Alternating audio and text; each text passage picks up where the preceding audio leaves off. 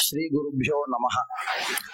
गुरुर्ब्रह्मा गुरुर्विष्णुर् गुरुर्देवो महेश्वरः गुरुः साक्षात् परं ब्रह्म तस्मै श्री गुरवे नमः। ओम नमोहम पदार्थाय लोकानां सिद्धि हेतवे सच्चिदानंद रूपाय शिवाय परमात्मने। निज शक्ति भित्ति निर्मित निखिल जगज्जाल चित्र निकुरुंबः स जयति शिवः परात्मा निखिलागम सार सर्वस्वम्। यस्याहुरागमविदः परिपूर्ण शक्तेः अंशे कियत्यपि निविष्टम् अमुं प्रपंचम् तस्मै तमाल रुचिभासुर कंधराय नारायणी सहचराय नमः शिवाय। வந்திருக்கக்கூடிய அனைவருக்கும் நமது கல்லூரி சார்பாக சுவாகதத்தை தெரிவித்துக் கொள்கிறோம். நமது Shri V Krishnaswami Iyer Sanskrit education trust மூலமாக நடைபெறக்கூடிய அதன் கீழே அமைக்கப்பட்டிருக்கக்கூடிய பல அறக்கட்டளைகளுள் இன்றைய தினம் Sastra Chudamani professor Sivasri K K Sabaratna Sivachariyar அவரது நினைவாக ஏற்படுத்தப்பட்டிருக்கக்கூடிய இந்த அறக்கட்டளையின் வாயிலாக முதல் அமர்வாக இந்த சொற்பொழிவானது நடைபெற இருக்கிறது. அதற்காக வந்திருக்கக்கூடிய அனைத்து பெரியோர்களையும், இந்த உபன்யாசம் செய்ய இருக்கக்கூடிய டாக்டர் மணிதிராவிட சாஸ்திரிகள் அவர்களையும் மற்றும் உள்ள பெரியோர்களையும் வருக வருக என சுவாகதத்தை தெரிவித்துக் கொள்கிறோம். இந்த அறக்கட்டளை நிறுவுவதற்கும் இந்த சீர்ஷகத்தில் ஸ்ரீகண்ட பாஷ்யத்தில் உபன்யாசம் நடத்துவதற்கும் அதற்கான ஒரு சில காரணங்களை சொல்லி இந்த உரையை முடிவு செய்ய விழைகிறேன். நமது கல்லூரியில் 2006-07 ஒரு சில விஷயங்கள்லாம் சொல்லலாம்னு நினைக்கிறேன். 2006-07 அந்த சமயங்கள்ல டாக்டர் என்.வி. தேவி பிரசாத் சார் அப்படின்னு இருந்தார். அவர் பிரின்சிபாலா இருந்தார். அவர் இருந்த காலங்கள்ல அவர் இதே கல்லூரியில வாசிச்சவர், இங்கே வாத்தியாரா இருந்து பிரின்சிபால் ஆனவர். அவருக்கு ஒரு எண்ணம் தோன்றியது. என்னன்னா, இந்த கல்லூரியில நிறைய சைவர்கள், இந்த சிவாச்சாரியர்கள்லாம் நிறைய பயிலக்கூடிய காரணத்தினால அவர்களுக்கு ஒரு நன்மை செய்தது போல் ஆக வேண்டும்னு ஒரு காரணம். சிவாச்சாரியர்கள்லாம் நிறைய பேர் வரணும்னு அவர் ஆசைப்பட்டார்.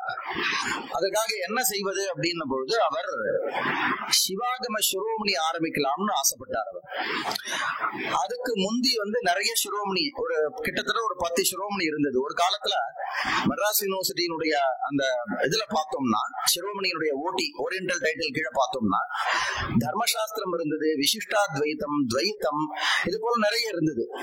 ஆனா இன்றைக்கு நமக்கு இருக்கக்கூடிய சிரோமணி பார்த்தோம்னா 8 சிரோமணிகள் இருக்கு. அதுல அவர் என்ன பண்ணாரு, சிவாகம சிரோமணின்னு ஒண்ணு ஆரம்பிக்கலாம் அப்படின்னு ஆசைப்பட்டார். அதற்கு காரணம் இந்த கல்லூரியில் பயிலக்கூடிய அந்த சைவ வம்சத்தை சார்ந்தவர்கள், அவர்களுக்கு நல்லது செய்ய வேண்டும், அவர்கள் பெரும் எண்ணிக்கையில் கல்லூரியில் சேர வேண்டும். இது ரெண்டு அவருடைய நோக்கம். அப்போ ஒரு சிண்டிகேட் செனட் எல்லாம் மெம்பரா இருந்ததுனால இதை ஆரம்பிச்சார், இனிஷியேட் பண்ணார்.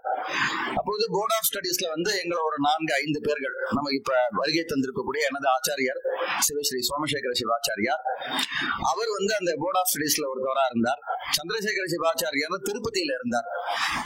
அவர் அப்புறமா காளிகாம்பாள் சதீஷ் அவர்கள், அடியன், அது போல அவர் என்.வி. தேவி பிரசாத், டாக்டர் என்.வி. தேவி பிரசாத் சார் அவர்கள் 5 பேரும் சேர்ந்து இந்த சிலபஸ் இது பண்ணோம். இந்த சிலபஸ் கிரியாபாதங்கள் வைக்கலாமா, ஞானபாதம் வைக்கலாமா, யோக பாதம் வைக்கலாமா, எல்லாத்தையும் கலந்து வைக்கலாமான்ற மாதிரியான ஒரு நிறைய அமர்வுகள்லாம் நடந்தது, கூட்டங்கள் நடந்தது. அப்போது வெறும் ஞானபாதத்தை மட்டும், தார்சனிக விஷயங்கள் மட்டும் வைக்கலாம், கிரியாபாதங்களுக்கு எல்லாம் நிறைய இருக்குன்னு தீர்மானம் பண்ணி ஒரு வழியாக 2006-07 இந்த வருடங்கள்ல சிவாகம சிரோமணியை ஆரம்பித்தார். அப்படி அதுக்கு அந்த சிவாகம சிரோமணியில ஞானபாத தார்சனிக விஷயங்கள் வைக்கும் பொழுது இந்த தமிழ்நாட்டில் இருக்கக்கூடிய சித்தாந்த சைவம் அல்லது சைவ சித்தாந்தம்னு சொல்லக்கூடிய அந்த மரபு மட்டும் இல்லாமல் சிவாத்வைத கிரந்தங்களும் வைக்கணும், பிரத்யபிஜ்ஞா சைவத்திலிருந்து ஒரு சில விஷயங்கள் வைக்கலாம். இப்படின்ற மாதிரி சித்தாந்த சைவத்திலே இருக்கக்கூடிய வேறு வேறு ரெண்டு விதமான கோட்பாடுகள், அந்த ரெண்டு மோட்சத்துல வித்தியாசம் வரக்கூடிய சில கோட்பாடுகள், இதெல்லாமும் சேர்த்தார் போல வைக்கலாம்னு சொல்லிட்டு ஒரு சைவத்தினுடைய பக்தி புஸ்தகம் கூட ஒரு ஹரதத்தாச்சாரியாருடைய கிரந்தமும் ஒண்ணு வச்சிருக்கோம், ஸ்ருதி சுக்தி மாலாவும் வச்சுட்டு இப்படி அது ஒரு டிசைன் பண்ணி கொண்டு வந்தோம். ஆனா அந்த சிரோமணியை ஆரம்பிக்க முடியல, அதற்கான பண வசதி இல்லை அப்படின்றது ஒரு காரணம் இருந்தது. அப்பொழுது எவ்வளவோ முறை யாராவது தனிகர்கள் மூலமாக செய்யலாம்னு முயற்சி பண்ண போது அது நடக்கல. கிட்டத்தட்ட இப்ப ஒரு 25 வருடங்களுக்கு மேல ஆயிடுத்து. சுவாமியினுடைய பகவானுடைய அனுகிரகத்தினால ஒரே ஒரு சிங்கிள் டோனர் ஒருத்தர் நமக்கு என்ன தேவையோ தேவையை காட்டிலும் ஒரு மடங்கு அதிகமாகவே நமக்கு அவர் யாருக்கும் தெரியாம அது அவர் நமக்கு பணத்தை கொடுத்துட்டு இதை நீங்க நடத்துங்க அப்படின்னு அவர் சொல்லிட்டார். அதனால இந்த வருஷத்துல இருந்து சிவாகம சிரோமணி ஆரம்பிக்கலாம் அப்படின்றதுக்கான ஒரு முயற்சி. அதற்கு எங்களது ஸ்ரீ வி கிருஷ்ணசுவாமியர் சான்ஸ்கிரிட் எஜுகேஷன் ட்ரஸ்டுடைய காரியதர்சி செக்ரட்டரி ஸ்ரீகாந்த் சார் அவர்கள் அதற்கு ஒப்புதல் தெரிவித்தார். மெட்ராஸ் யூனிவர்சிட்டியில் நாங்க அப்ளை பண்ணிருக்கோம், அப்ளிகேஷன் வரணும், கோர்ஸ் ரெடியா இருக்கு, அது ஜஸ்ட் பர்மிஷன் மட்டும் வந்தா போதும். கோர்ஸ் இன்னி தேதிக்கு டிசைன் பண்ணணும்ன்ற ஒரு அவசியம் இல்லை. இப்ப கோர்ஸ் வந்துருது, இந்த வருடமோ அல்லது அடுத்த வருடமோ ஆரம்பிக்கலாம் அப்படின்ற மாதிரி படிக்கக்கூடிய மாணவர்களுக்கும் சில வசதி எல்லாம் செய்ய வேண்டும்ன்ற அளவிற்கு அவ நன்னா பண்ணிருக்கா. அந்த தர்ம வச்சிருக்கக்கூடியவா திருஞான சம்பந்தர் ஃபவுண்டேஷன் அப்படின்ற ஒரு அமைப்பு, அதன் கீழ் அது பண்ணிருக்கா. இது நடந்துட்டு இருக்கு. ஆனா இதுக்கு நடுவுல என்ன தோன்றியது அப்படின்னா, இப்ப நம்ம காலேஜ்ல கிட்ட நம்ம எல்லாருக்கும் தெரியும் 1906ஆம் வருடம் ஆரம்பிக்கப்பட்ட கல்லூரி. இந்த கல்லூரியில தான் நமக்கு தெரிந்து சாஸ்திரங்களை மாடர்ன் மெத்தடாலஜில எப்படி படிக்கணும்னு டிசைன் பண்ணி கொடுத்ததுக்கு அதுக்கான ஒரு முன்னோடியாக இருக்கக்கூடிய கல்லூரி நமது கல்லூரின்னு அது பல பெரியவாள்லாம் சொல்லுவான். அது யாரு சொல்லுவா அப்படின்னா குப்புசுவாமி. இந்த குப்புசுவாமி சாஸ்திரிகள் தான், அவர் தான் நம்ம காலேஜுடைய முதல் பிரின்சிபாலா இருந்தார். கல்லூரியில சாமானிய சாஸ்திரங்கள்லாம் எப்படி நடத்தணும், சித்தாந்த கௌமுதியை சாமானிய கிரந்தமாக வச்சுண்டு, தர்க்க சங்கிரகம் இதெல்லாம் சாமானிய கிரந்தமாக வச்சுண்டு இப்படி டிசைன் பண்ணி முதல் வருஷம் சாமானிய கிரந்தங்கள் வரணும். இந்த நிறைய மாற்றங்கள்லாம் இருந்தாலும் கூட இதை டிசைன் பண்ணி கொடுத்தவர் அவர் தான் விஸ்வநாத சாஸ்திரிகள் இவெல்லாம் சொல்லுவான். அப்படி இருக்கும்பொழுது பாக்கிய சாஸ்திரங்கள்லாம் ஏறத்தாழ 100 வருடத்திற்கு மேல இந்த பட்டன பாட்டன சைலியில இருந்துட்டு வருது. நியாய சாஸ்திரமா இருக்கணும், எல்லா சாஸ்திரமும். ஆனா இந்த சிவாகம சிரோமணி ஆரம்பிச்சோம்னா இது பட்டன பாட்டன பிரக்கிரியில இல்லவே இல்லை. இந்த கிரந்தங்களை அத்தியனம் பண்றவா கூட, இப்ப என்னுடைய ஆச்சாரியார் அவர் திருப்பதியில உத்தர பாகம்னு இருந்தது. அந்த உத்தர பாகத்துல இந்த கிரந்தங்கள்லாம் பெரும்பாலும் வச்சுட்டு இருந்தா. அந்த பூர்வ பாகம் உத்தர பாகம், அந்த உத்தர பாகத்துல அவ சொல்லி கொடுத்துட்டு இருந்தா. ஆனா அது இப்ப இன்னைக்கு இல்ல. அப்ப நமக்கு இங்க வரும்போது இது நம்ம கிரந்தத்தை அத்தியனம் பண்ற நாங்கெல்லாம் கொஞ்சம் கொஞ்சம் பார்ப்போம். இப்ப சிவாகிரி யோகியோடைய பாஷ்யம் இருக்கு, லகு டீகா இருக்கு, பிருஹத் பாஷ்யம் இருக்கு. இதெல்லாம் தேவையான இடத்துல மட்டும் பாக்குற மாதிரியான ஒரு பழக்கம். சதஸ்ல போய் சொல்றது இப்படி அனுசூதமாக பட்டனம் பண்றது, அனுசூதமாக பாட்டனம் பண்றதுன்றது இல்ல. அப்ப பாக்கிய சாஸ்திரங்களோட பேர்ல நமது சிவாகம சிரோமணியும் நடத்தப்படணும்னா அந்த கிரந்தங்கள் பல தடவை பார்க்கப்படணும். பல தடவை பார்க்கப்பட்டால்தான் அதுல இருக்கக்கூடிய என்னென்னலாம் களைய வேண்டிய விஷயங்கள்லாம் எப்படி களையலாம், இல்ல வேற மாதிரி அர்த்தம் எப்படி பண்ணலாம்ன்றதெல்லாம் நமக்கு நிரூடமாக ஆகணும். அப்ப இது என்ன பண்ணலாம்னு யோசித்த போது பேசாம இது போன்ற ஒரு உபன்யாசங்கள், இது ஒரு உபன்யாசம் இல்லை, இதே போல நிறைய உபன்யாசங்கள் செய்யப்பட்டால்தான் அந்த புஸ்தகங்கள்லாம் ஒரு ஷேப்புக்கு வரும். அந்த புஸ்தகங்களை பத்தியான பிரச்சாரம் அதிகமாக ஏற்படும். அப்படின்ற ஒரு ஆசையினால என்ன பண்ணலாம், நாம முதல்ல இந்த அறக்கட்டளையை நிறுவலாம் சொல்லிட்டு நமது குடும்பம் சார்பாக இந்த அறக்கட்டளையானது இன்றைய தினம் நடைபெறக்கூடிய இந்த அறக்கட்டளையானது நன்கொடையாக அமைக்கப்பட்டிருக்கிறது. அதுல என்ன புஸ்தகம் எடுத்துக்கலாம் அப்படின்னும் பொழுது நிறைய கிரந்தங்கள் இருக்கு. சிவஞான பௌத்தத்தினுடைய நிறைய பாஷ்யங்கள் இருக்கு. அது போல காஷ்மீர சைவத்தினுடைய சத்ரம்ச தத்துவ சந்தோகா, இது மாதிரி நிறைய புஸ்தகங்கள் இருக்கு. அதுல எந்த புஸ்தகத்துல எடுத்துக்கலாம் அப்படின்னு யோசிச்ச பொழுது ஸ்ரீகண்ட பாஷ்யத்தை நாங்கெல்லாம் படிக்கும் பொழுது வந்திருக்கக்கூடிய நிறைய பேர் பல ஊர்கள்ல இருந்து வந்திருக்கா, திருநள்ளாறுல இருந்து வந்திருக்கா, காரைக்கால்ல இருந்து வந்திருக்கா, பாண்டிச்சேரியில இருந்து, இவெல்லாம் வந்து காஞ்சிபுரம், கும்பகோணம் இந்த உபன்யாசத்தம் கேட்பதற்காகவே இவர்கள்லாம் வந்திருக்காங்க. எல்லாரும் பல ஊர்கள்ல இருந்து. நாங்கெல்லாம் இங்க படிக்கும் பொழுது விவி சார்னு சொல்லுவோம், விஸ்வநாத சர்மான்னு, அவர் அடிக்கடி சொல்வார், நீங்கெல்லாம் ஸ்ரீகண்ட பாஷ்யத்தை படிக்கணும்டா அப்படின்னு அடிக்கடி சொல்வார். ஈவி சாஸ்திரிகள் அவரும் அடிக்கடி சொல்வார். அது மாதிரி சொல்லும் பொழுதும் ஸ்ரீகண்ட பாஷ்யம் படிச்சா உங்களுக்கு எல்லாமே சூத்திரார்த்தம் லகுவாக புரிஞ்சிடும், அதுக்கு மேல நீங்க பிற பாஷ்யங்கள்லாம் படிக்கலாம், அந்த அளவுக்கு சூத்திரார்த்தத்தை மட்டும் கொடுக்கக்கூடியதாக இந்த பாஷ்யம் இருக்கும்னு ஈவி சார் நிறைய தடவை சொல்லியிருக்கார். இது ஒரு பக்கம் இருந்தாலும் கூட முன்னாள் நமது கல்லூரியினுடைய முதல்வர் கே.வி. சேஷாத்ரிநாத சாஸ்திரிகள் அவர் வந்து பெரும் முயற்சி எடுத்து என்ன பண்ணார்னா, சமீபத்துல திருமுல்லை வாயில் நாங்கெல்லாம் படிச்சுட்டு இருக்கும் பொழுது, திருமுல்லை வாயில் இங்க ஒரு ஊர் இருக்கு, அந்த ஊர்ல சிவாலயத்துல ஸ்ரீகண்டனுடைய விக்கிரகம் இருக்கு. அந்த விக்கிரகத்துக்கு ஆராதனை பண்ணி ஸ்ரீகண்ட ஜெயந்தின்னு வச்சு அவர் என்ன பண்ணார், நீங்க மாசத்துக்கு ஒரு தடவை இங்க நிகழ்ச்சி நடத்துங்க, நான் வந்து பாடம் நடத்துறேன்னு சொன்னார். அப்படி ஒரு மாசமோ 2 மாசமோ நடந்திருக்கும்னு நினைக்கிறேன் நான். கே.வி. சேஷாத்ரிநாத சாஸ்திரிகள் அவர் பண்ணார். இப்படி அதே மாதிரி இங்க சமீபத்துல முருகாசிரமம்னு ஒண்ணு, இங்க அவ வந்து ஸ்ரீகண்ட ஜெயந்தியில ஸ்ரீகண்ட பாஷ்யம் ஏதாவது ஒரு அதிகரணம் பண்றதுன்னு சொன்னார். இது நாம பார்க்கும்போது இது சிவாத்வைத்தமா இருக்கிறதுனால, நம்ம எல்லாம் அநேகமா சிவாச்சாரியெல்லாம் துவைத சைவத்தை சார்ந்தவர்களாக இருக்கிறதுனால என்ன காரணம் தெரியல, இதை ஆதரிக்கக்கூடிய ஒரு பழக்கம் இல்ல. அப்ப இது யார் சொல்ல முடியும் அப்படின்னா, இன்றைய தினம் நமக்கு உபன்யாசகராக வந்திருக்கக்கூடிய மகாமகோபாத்தியாய டாக்டர் மணிதிராவிட சாஸ்திரிகள் அவர்களால் தான் இதை சொல்ல முடியும்.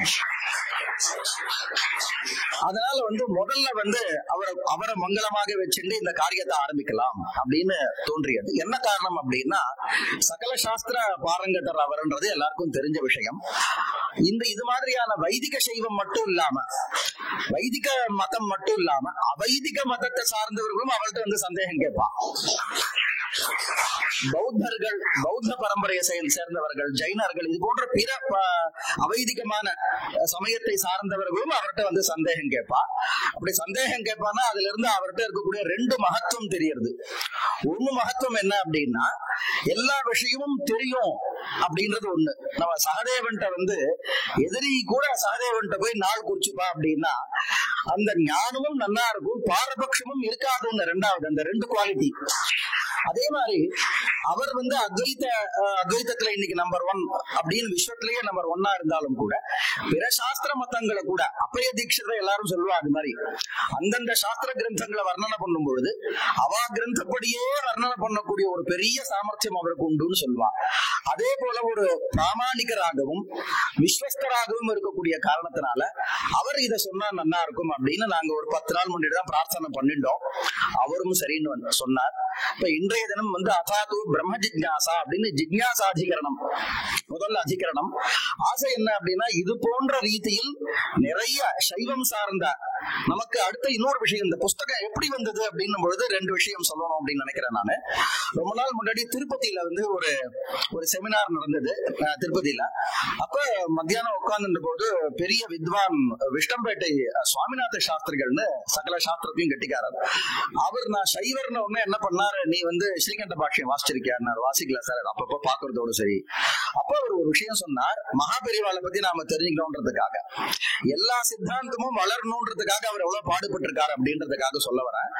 அவர் சொன்னார், இந்த புஸ்தகம் ஸ்ரீகண்ட பாஷ்யம் வந்து பெரியவா தான் சொன்னா, பெரியவா வந்து யாரோ ஒரு சென்ட்ரல்ல இருந்து யாரோ வந்த பொழுது இந்த புஸ்தகத்தை வெளியிடணும்னு என்கிட்ட பொறுப்பு ஒப்படைச்சா. அப்ப வந்து இந்த காஞ்சிபுரத்துல ராஜசேகர சிவாச்சாரியார்னு இருக்கார், இன்னைக்கு காமேஷ் அவருடைய அப்பா, அவர் இருந்தார். அவர்கிட்ட போய் அவர்கிட்ட இருந்து அவர் வீட்டுல இருந்து அந்த புஸ்தகம் வாங்கிட்டு வந்து நான் இதை பிரகாசப்படுத்தினேன் அப்படின்னு விஷ்டம்பேட்ட சுவாமிநாத சாஸ்திரிகள் அப்படி வந்து பெரியவா மூலமாக வெளியிட்டு பல ஹாலாசிநாத சாஸ்திரிகள் வெளியிட்டிருக்கார். பின்னாடி வெளியிடுறதுக்கு பெரியவா ரொம்ப முக்கியமான காரணமாக இருந்திருக்கா அப்படின்றது தெரியுது.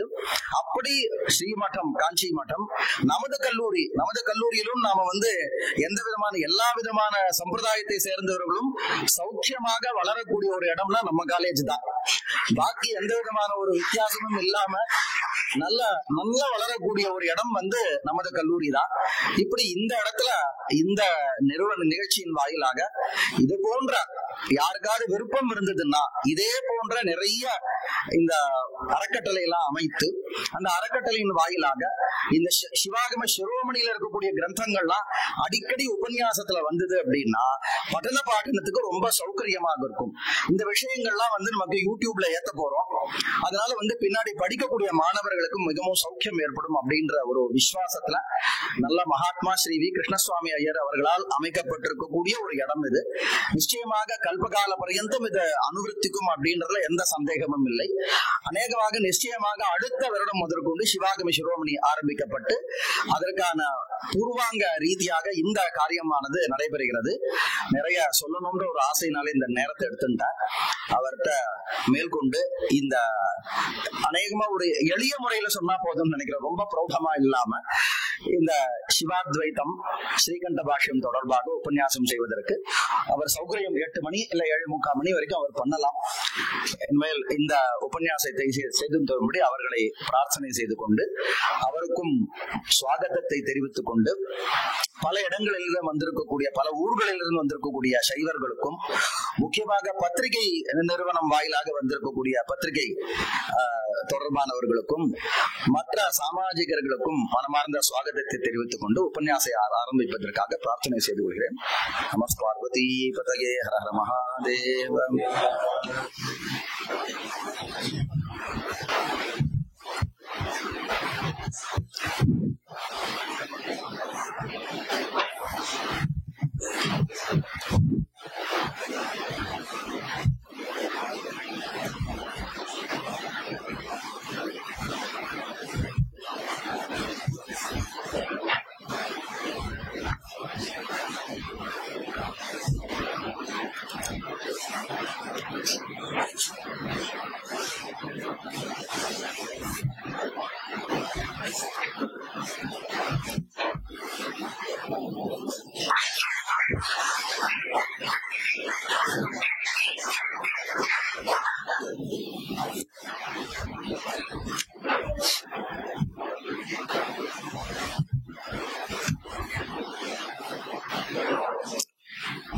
गुरुर् ब्रह्मा गुरुर्विष्णुः गुरुर्देवो महेश्वरः गुरुः साक्षात् परं ब्रह्म तस्मै श्री गुरवे नमः.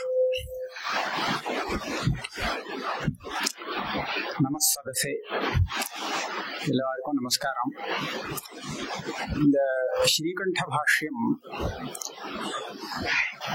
அது சிவார்க்கமணி தீபிகான்னு அப்பய தீட்சிதர் ஒரு பெரிய வியாக்கியானம் பண்ணி அதை விஸ்தாரப்படுத்திருக்கார். பல இடத்துல மற்ற கிரந்தங்கள்ல இந்த விஷயத்த நான் சிவார்க்கமணி தீபிகையில சொல்லியிருக்கேன், அதை பார்த்துக்கோ அப்படின்னு சொல்லுவார். அப்படி சொன்ன காரணத்தினாலே சரி அந்த சிவார்க்கமணி தீபிகையை நம்ம பார்க்கணும் அப்படிங்கறதுனால அந்த புஸ்தகத்தை வாங்கி அதை பார்த்தது. பார்க்கும்போது இந்த அப்பய தீட்சிதர் இந்த புஸ்தகத்தை மீமாம்சாமயமா ஆக்கிவிட்டாருன்னு என்னுடைய அபிப்பிராயம். பூர்வ மீமாம்சையில உள்ள அத்தனை நியாயங்களையும் கொண்டு வந்து சேர்த்து எங்க எதெல்லாம் சேர்க்க முடியுமோ பார்த்து எல்லாத்தையும் கொள்ளுக்குள்ள கொண்டு விட்டுட்டார். நான் என்ன நினைக்கிறேன்னா, தனியா மீமாம்சை படிக்க வேண்டாம், இந்த புஸ்தகத்தை ஒன்ன படிச்சு அதையும் தெரிஞ்சுக்கிட்டான் அப்படின்னு நினைக்கிறார் போல இருக்கு. அப்ப அந்த விதத்திலே இந்த ஸ்ரீகண்ட பாஷ்யத்தை ஓரளவுக்கு பார்த்திருக்கேன். சாதாரணமா நான் அத்வைதம் படிக்கிற காலத்திலேயே அத்வைத சபையில பரீட்சை கொடுக்கறச்ச SR கிருஷ்ணமூர்த்தி சாஸ்திரிகள் இங்க வேதாந்த ப்ரொஃபஸரா இருந்தவர். அவர் தான் எனக்கு மடத்துல பரீட்சகராக இருந்தவர். நான் அத்வைத சித்தி பரீட்சை கொடுக்கும் போது, நீ அத்வைத சித்தி மாத்திரம் படிச்சா போறாது, இதுக்கு மூல கிரந்தம், அதாவது இது கண்டனீய கிரந்தமாக நியாயாமிர்தம்ங்கிற புஸ்தகம் இருக்கு, அந்த புஸ்தகத்தையும் படிச்சுட்டு வரணும், படிச்சாதான் அத்வைத சித்தி உனக்கு பூர்ணமாக புரியும் அப்படின்னு சொல்லி அத்வைத சித்தியோட சேர்த்து நியாயாமிர்தத்தையும் படிக்க வச்சார். அது எனக்கு நல்லா உபயோகப்பட்டது. என்ன அவ சொல்றா பூர்வபக்ஷி என்ன சொல்றான்னு சரியாக தெரியாமலே நாம கண்டிக்கிறதுங்கிறது அது சரியில்லை. அவ என்ன சொல்றாங்கிறத மனசுல நன்னா வாங்கிட்டு அப்புறம் அதுக்கு பதில் சொன்னா அது கரெக்ட். அவ சொல்லிட்டாளேங்கிறதுக்காக அது தப்பு அப்படின்னு சொல்றது அது ஒண்ணும் சரியான ஒரு முறை இல்லை. அதனால இந்த மாதிரி பூர்வபக்ஷ சரியா வரலையோ அது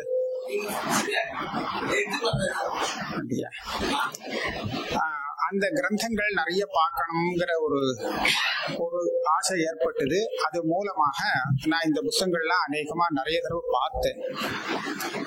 அந்த அடிப்படையில இன்னி தினத்துல அந்த அதாதோ தர்ம ஜிஜ்ஞாசா அப்படிங்கிற இந்த சூத்திரத்திலே ஸ்ரீகண்ட பாஷ்யானுசாரேன எப்படி அர்த்தம், அநேகமா அத்வைதத்துக்கும் இந்த சூத்திரார்த்த வர்ணனத்துக்கும் எந்த அளவுக்குள்ள சூக்ஷ்மமான வித்தியாசங்கள் இருக்கு அப்படிங்கிற விஷயத்த சுலபமா சொல்லலாம் அப்படின்னு நினைக்கிறேன். இங்க அதாதோ பிரம்ம ஜிஜ்ஞாசா அப்படின்னு ஆரம்பிக்கிறது இது ஒரு சாஸ்திர ஆரம்பமாக எடுத்துக்கல.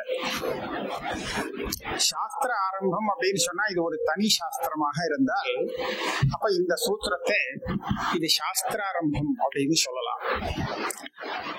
இந்த சித்தாந்தத்திலே பூர்வமீமாம்சா சாஸ்திரமும் உத்தரமீமாம்சா சாஸ்திரமும் ஏக சாஸ்திரமாக ஏத்துண்டிருக்காங்க. ஆகையாலே இது சாஸ்திரத்தினுடைய ஆரம்ப சூத்திரம் இது இல்லை. இந்த சாஸ்திரத்துக்கு ஆரம்ப சூத்திரம் அசாதோ தர்ம ஜிஜ்ஞாசா அங்கதான் ஆரம்பிக்கிறது. அனாவர்த்தி சப்தாத் அனாவர்த்தி சப்தாத் அப்படிங்கிற பரியந்தம் இது 20 அத்தியாயம் கொண்ட ஒரே சாஸ்திரம். அத்வைத சித்தாந்தத்துல அப்படி இல்லை. பூர்வ மீமாம்சா அப்படிங்கிறது 16 அத்தியாயம் கொண்டது. சங்கர்ஷ காண்டம் அப்படின்னு சொல்லக்கூடிய ஒரு 4 அத்தியாயத்தோடு சேர்த்து பூர்வ மீமாம்சா தனி. அசாதோ பிரம்ம ஜிஜ்ஞாசா அப்படின்னு ஆரம்பிச்சு 4 அத்தியாயம் கொண்ட இந்த உத்தர மீமாம்சா சாஸ்திரம் தனி. இது அத்வைத சித்தாந்தப்படி. ஆக இது ஒரு பெரிய வித்தியாசம் இருக்கு. இதுக்கு உள்ள போனா இது பெரிய சமாச்சாரமா போகும். இது ஐக்கிய சாஸ்திரம் சொல்றது தேவையா, பின்ன சாஸ்திரத்துவம் சொல்றதா, இதுக்கு என்ன யுக்தி அதுக்கு என்ன யுக்தி அப்படின்னு பார்த்தா மேல மேல மேல போயிட்டே இருக்கும். இதுதான் சித்தாந்தம் இப்படி இருக்கு. இங்க ஆரம்பத்துல இந்த பாஷ்யத்துக்கு மங்கள ஸ்லோகத்துல ஒரே ஒரு ஸ்லோகத்தை சொல்லிட்டு நான் உள்ள பிரவேசம் பண்றேன். ஓம் நமஹ அஹம் பதார்த்தாய லோகானாம் சித்தி ஹேதவே சச்சிதானந்த ரூபாய சிவாய பரமாத்மனே. இதே மங்கள ஸ்லோகத்தை பிரின்சிபால் சொன்னார். ஓம்காரம் சிவவாச்சகம் பரமேஸ்வர வாச்சகம் அப்படிங்கறத ஸ்திரமாக ஸ்தாபிச்சிருக்கார் இந்த இடத்துல அப்படி தீட்சிதர்.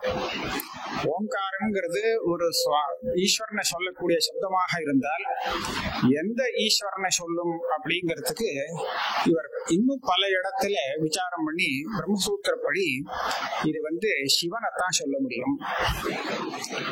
சாதாரணமா ஈஸ்வரக அப்படின்னு சொன்னாலே அது சிவனை சொல்லக்கூடிய சப்தமாக இருக்கு. ஈசானஹா அப்படிங்கிற ஒரு சப்தம் இவருக்கு விசேஷமாக பிரயோகம் பண்ணப்பட்டிருக்கு. இந்த ஈஸ்வரனை ஓம்காரத்தை வச்சு தியானம் பண்ண சொல்லி பிரசனோபனிஷத்து சொல்றது. யப்புனரேதம் திரிமாத்திரேண ஓமித்யேகாக்ஷரேண பரம்புருஷம் அபித்யாயீத அப்படின்னு பிரசனோபனிஷத்துல வருது. ஆக அந்த ஓம்காரங்கிறது இந்த பரமேஸ்வரனை சொல்லக்கூடிய சப்தம். இது அவ்வியமா இருக்கிறதுனால இதுக்கு விபக்தி இல்லை, ஓம்னு நிக்கிறது. ஆனா இது நிஜமா சதுர்த்தியந்தமாக இங்க இருக்க வேண்டியது. அகம் பதார்த்தாய அப்படின்னு இருக்கு. நமஹாங்கிறது கடைசியில வரும். அகம் பதார்த்தம்னு சொன்னா அத்வைதிகளுக்கு வேற திசா அர்த்தம் தோணும். அகம்னு சொல்லக்கூடியது ஜீவாத்மா இல்லையா, அதனால ஜீவாத்மாவாக அவர் தான் இருக்கார் அப்படின்னு அர்த்தம் சொல்ல தோணும் அத்வைத சித்தாந்தப்படி. ஆனா இங்க அப்படி இல்லை. இங்க எப்படின்னு கேட்டா பரமாத்மாவுக்கே அகங்கிற ஒரு பேர் இருக்கு. தஸ்யோபனிஷத் அஹஹா பிருஹதாரண்யக உபனிஷத் நான் சொல்றது அப்படின்னு சொல்லிட்டு அத்தியாத்மம் அதிதெய்வத்மன்னு பேதம் சொல்றச்சே அத்தியாத்மம் அகம்னு பேரு. தஸ்யோபனிஷத் அகம் அப்படின்னு ஒரு பேரு சொல்லிருக்கு. அந்த பரமாத்மாவுக்கு இந்த சரீரத்துக்குள்ள அகம் அப்படின்னு ஒரு பேர் இருக்கு. இந்த ஜீவாத்மாவுக்கு அந்தர்யாமியாக இருக்கிற காரணத்தாலே இந்த அகங்கர் பேரு பரமாத்மாவுக்கு வருது அப்படிங்கறத நிரூபணம் பண்ணிருக்கா. அதனால அகம் அப்படிங்கிற பதத்துக்கு ஜீவனுக்கு அந்தர்யாமியாக இருக்கக்கூடிய அந்த சிவன் அப்படின்னு அர்த்தம். அதனால அதை காமிக்கிறதுக்காகத்தான் அகம் பதார்த்தாயன்னு போட்டிருக்காரு. லோகானாம் சித்தி ஹேதவே அப்படிங்கிற இடத்துல சித்திங்கிற சப்தத்தினாலே கடைசி பரம புருஷார்த்தமாக அந்த மோட்சத்தை சித்தி சப்தத்தினால எடுத்துக்கிறார் வியாக்கியானத்திலே. ஆக மோட்சத்துக்கு ஹேதுவானவர், அதுதான் பரம புருஷார்த்தம், முமுட்சுக்கு வேண்டியது. அதனால அப்பேற்பட்டவர் சச்சிதானந்த ரூபாய, இது எல்லாருக்கும் பொதுவான ஒரு ஸ்வரூபம். சத் அதுதான், சித் அதுதான், ஆனந்தமும் அதுதான். சத்து சித்து ஆனந்தம்ங்கிறது வித்தியாசப்பட்ட ஒண்ணு இல்ல, சச்சிதானந்த ஸ்வரூபம் அது. சிவாய பரமாத்மனே, அப்பேற்பட்ட அந்த சிவனுக்கு நமஸ்காரம் அப்படின்னு இது முதல் ஸ்லோகத்துல மங்களம். இந்த மங்களாச்சரணம் பண்ணிட்டு இப்ப வரக்கூடிய இந்த மீமாம்சைக்கு ஆரம்பம் என்ன, எதுக்காக இது வந்தது அப்படிங்கறத சொல்றார். இது சாஸ்திரத்தினுடைய ஆரம்பம் இல்லை, மீமாம்சையுடைய ஒரு அத்தியாய ஆரம்பம் இது. அது என்ன சொல்றார்? இஹ ஔபனிஷதி மீமாம்சா சமாரம்பியதே. அதுக்கு முன்னாடி ஒரு ஸ்லோகம் இருக்கு, இதனுடைய பெருமையை சொல்லக்கூடிய ஸ்லோகமா இருக்குங்கிறதால சொல்றேன். சர்வ வேதாந்த சாரஸ்ய சௌரப ஆஸ்வாத மோதினாம் ஆர்யாணாம் சிவனிஷ்டானாம் பாஷ்யமேதத் மகாநிதி. இந்த பாஷ்யங்கிறது நான் எழுதியிருக்கிற பாஷ்யம் சாதாரணதாக நினைக்க வேண்டாம். இது சர்வ வேதாந்தத்துக்கும் சாரமானதை சொல்லக்கூடிய பாஷ்யம். இதனுடைய சௌரபம், அந்த வாசனைய சரியாக அதை அனுபவித்து சந்தோஷப்படணும் அப்படின்னு நினைக்கக்கூடிய சிவனிஷ்டாளான சிவனிடத்துல நிஷ்டையுள்ள ஆரியர்களுக்கு இந்த பாஷ்யமானது இதுதான் பெரிய சொத்துங்கிற பாஷ்யமேத்தது மகாநிதி அப்படின்னு. ஆக இதை ரொம்ப ஜாக்கிரதையா பாதுகாக்க வேண்டிய விஷயம்.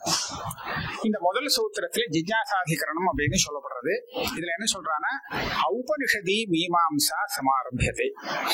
உபனிஷத் பாகம் இருக்கே, அந்த உபனிஷத் பாகத்தினுடைய அர்த்த விசாரம் செய்யப்படுறது. மீமாம்சாங்கிற சப்தத்துக்கு அர்த்த விசாரம், வேதார்த்த விசாரம் அப்படின்னு அர்த்தம். அதை பூர்வபக்ஷம் உத்தரபக்ஷம் எல்லாம் சொல்லி நிர்ணயம் பண்ணினா அதுதான் விசாரம்னு பேரு. அப்பேற்பட்ட விசாரமானது இங்கே ஆரம்பிக்கிறது.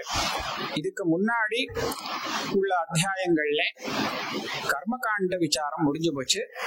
இப்ப மீமாம்சான்னு சொல்லி உபனிஷத் பாகத்துக்கு அர்த்த விசாரம் செய்யப்படுறது.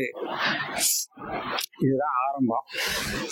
இப்ப நம்ம சூத்திரத்துக்கு போயிடுவோம். சூத்திரத்துல அதங்கிற சப்தத்துக்கு அர்த்தம் எப்படி சொல்றது? இந்த அத சப்தம் பல அர்த்தங்கள்ல நாம பிரயோகத்துல பாக்கிறோம். அத சப்தானுசாசனம் அப்படின்னு சொன்னா அங்க ஆரம்பம்னு அர்த்தம். இப்ப சப்தானுசாசனம் ஆரம்பிக்கிறது. அத யோகானுசாசனம் அப்படின்னு சொன்னா ஆரம்பிக்கிறதுன்னு அர்த்தம். ஆனா அந்த அர்த்தத்துல இங்க அத சப்தத்தை எடுத்துக்கல. அப்ப என்ன அர்த்தத்துல எடுத்துக்கணும் அப்படின்னு கேட்டா, சித்தாந்தமா இது எல்லாருமே அநேகமா எல்லா மதத்திலையும் இப்படி இருக்கு. அசப்தா ஆனந்தரியார்த்தா அப்படி. இந்த அசப்தத்தை ஏதோ ஒரு இதுக்கு முன்னாடி சொன்ன விஷயங்களுக்கு அல்லது வேண்டிய ஒரு விஷயம், சொன்னு கூட சொல்ல வேண்டியது இல்லை, வேண்டிய ஒரு விஷயம் வந்த பிறகு அப்படின்னு அதுக்கு ஆனந்தரியத்தை சொல்லக்கூடிய அசப்தமாக எடுத்துக்கணும். அத்வைதத்திலையும் அப்படியேதான். இப்ப அத்வைதத்துல எப்படி அசப்த அர்த்தத்தை வர்ணனம் பண்ணிட்டு வராரோ, அதாவது பூர்வபக்ஷங்கள்லாம் இந்த அர்த்தம் இங்க இந்த இடத்துல சரியா வராது, இந்த அர்த்தம் எடுத்துட்டா சரியா வராது அப்படின்னு சொல்லிட்டு வராலே, அந்த நிராகரணம் பண்ணக்கூடியதெல்லாம் இங்கேயும் அப்படியே இருக்கு, சமானமாக இருக்கு. என்ன அர்த்தம் எடுத்துக்கப்படாது? இப்ப பிராரம்பம் அப்படிங்கிற அர்த்தத்தை இங்க எடுத்துக்கப்படாது அப்படிங்கிறார். ஏன் எடுத்துக்கப்படாது அப்படின்னு காமிக்கணும் இல்லையா? இது ஒரு மீமாம்சா ஆரம்பியத்தேன்னு இப்பதான் சொன்னார். ஔபனிஷதி மீமாம்சா சமாரம்பியதே அப்படின்னா ஆரம்பம் தானே. அப்ப இந்த ஆரம்பத்தை தான் இந்த அசப்தம் சொல்றதுன்னு சொல்லப்படாதா? இதுல என்ன தப்பு இருக்கு? ஆக இந்த அசப்தத்துக்கு இந்த உபனிஷத மீமாம்சையானது இங்கே ஆரம்பிக்கப்படுகிறது அப்படின்னு சரியாத்தானே இருக்கு அர்த்தம்னு நமக்கு தோணும். அதுக்கு என்ன சொல்றார்? யோகானுசாசனம் ஆரம்பித்தேன்னு சொன்னா அது கரெக்ட். ஆனா பிரம்ம ஜிஜ்ஞாசா ஆரம்பியத்தேன்னு சொன்னா அந்த அர்த்தம் தப்பா இருக்கு.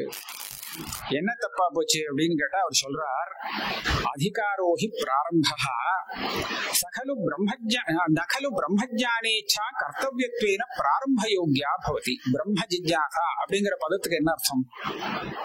ஜிஜ்ஞாசாங்கிற பதத்துக்கு ஞாத்தும் இச்சா ஜிஜ்ஞாசா, பிரம்மண ஜிஜ்ஞாசா பிரம்ம ஜிஜ்ஞாசா, அதாவது பிரம்மத்தை தெரிந்து கொள்ள இச்சை ஆசை அப்படின்னு தானே அர்த்தம் வருது. இந்த பிரம்ம ஜிஜ்ஞாசா அப்படின்னு சொல்லக்கூடிய தெரிஞ்சுக்கணுங்கிற இந்த ஆசை இருக்கே, இந்த ஆசையா இங்க ஆரம்பிச்சு நிரூபணம் பண்ணப்படுறது இந்த சாஸ்திரத்துல. எந்த அதிகரணத்தையாவது இந்த ஆசையை பத்தி ஏதாவது விசாரம் வருதா? வரல. ஆக அதை ஆரம்பிக்கிறேன்னு சொல்றது தப்பா போயிடும். அங்க யோகானுசாசனம் ஆரம்பித்தே சப்தானுசாசனம் ஆரம்பித்தேன்னு சொன்னா அதுக்கு மேல அதைத்தான் நிரூபணம் பண்றான். அதனால அது ஆரம்பிக்கிறதுன்னு சொன்னா அந்த அசசப்தம் அந்த இடத்துல பொருத்தமாக இருக்கு. ஆனா இனிமேல் வரக்கூடிய விசாரங்கள்ல பிரம்மஜானேச்சாவை பத்தியோ அது எப்படி வரும் அப்படிங்கிற விசாரமோ ஒரு அதிகரணத்திலும் கிடையாது. அதனால பிரம்மஜானேச்சையானது பிரம்ம ஜிஜ்ஞாசையானது ஆரம்பிக்கப்படுகிறது அப்படின்னு ஆரம்பிச்சுட்டு அதை பத்தி சொல்லாம விட்டாக்க அது நிச்சயமா ஒட்டாது. அதனாலே இந்த இடத்துல அந்த அர்த்தத்தை எடுத்துக்க கூடாது அப்படின்னா. அப்புறம் ஒரு இது என்ன சொல்றாருன்னா, இந்த அசசப்தம் மங்களார்த்தமா கூட பிரயோகம் பண்றது உண்டு. மங்களார்த்தம்னா இந்த அசசப்தமும் ஓங்காரமும் எப்படி வந்திருக்குன்னு சொன்னா பிரம்மாவுடைய கண்டத்தை பிளந்துண்டு வந்திருக்கான். அதனால இது ரெண்டுமே மங்களத்தை கொடுக்கக்கூடியது அப்படின்னு ஒரு ஸ்லோகத்திலே சொல்றது. ஓங்காரஸ்ச அசசப்தஸ்ச துவாவேதௌ பிரம்மணः புரா கண்டம் பித்வா விநிர்யாதௌ தஸ்மான் மாங்கலிகாவுஹு. இந்த ரெண்டு சப்தத்தையும் சொன்னாலே மங்களம் ஏற்படும். இங்க மங்களங்கிறது எல்லாருக்கும் ஒரு தேவையான விஷயம் தானே.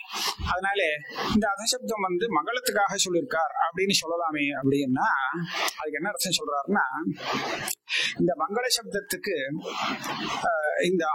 இந்த சப்தம் மங்களம் தான் இல்லைன்னு சொல்லல. அசசப்தத்தினால மங்களம் வருங்கிறதுலயும் ஒன்னும் ஆட்சேபனையே கிடையாது. ஆனா மங்களங்கிற அர்த்தத்தை இந்த அசசப்தத்தை பிரயோகம் பண்ணினாத்தான் மங்களம் வருங்கிறது இல்லை. இது வேற அர்த்தத்துல இந்த அசசப்தத்தை பிரயோகம் பண்ணி இருந்தாலும் அந்த அசசப்தோச்சாரணத்தால வரக்கூடிய மங்களம் வரத்தான் போடும். அதனால மங்களங்கிற அர்த்தத்திலே இந்த அசசப்தத்தை பிரயோகம் பண்ணணும்ங்கிற நிர்பந்தம் இல்லை. அதனால அதை எடுத்துக்கலேன்னு மங்களம்ங்கிற அர்த்தமே அசசப்தத்துக்கு கிடையாதுன்னு சில பேர் சொல்லுவா.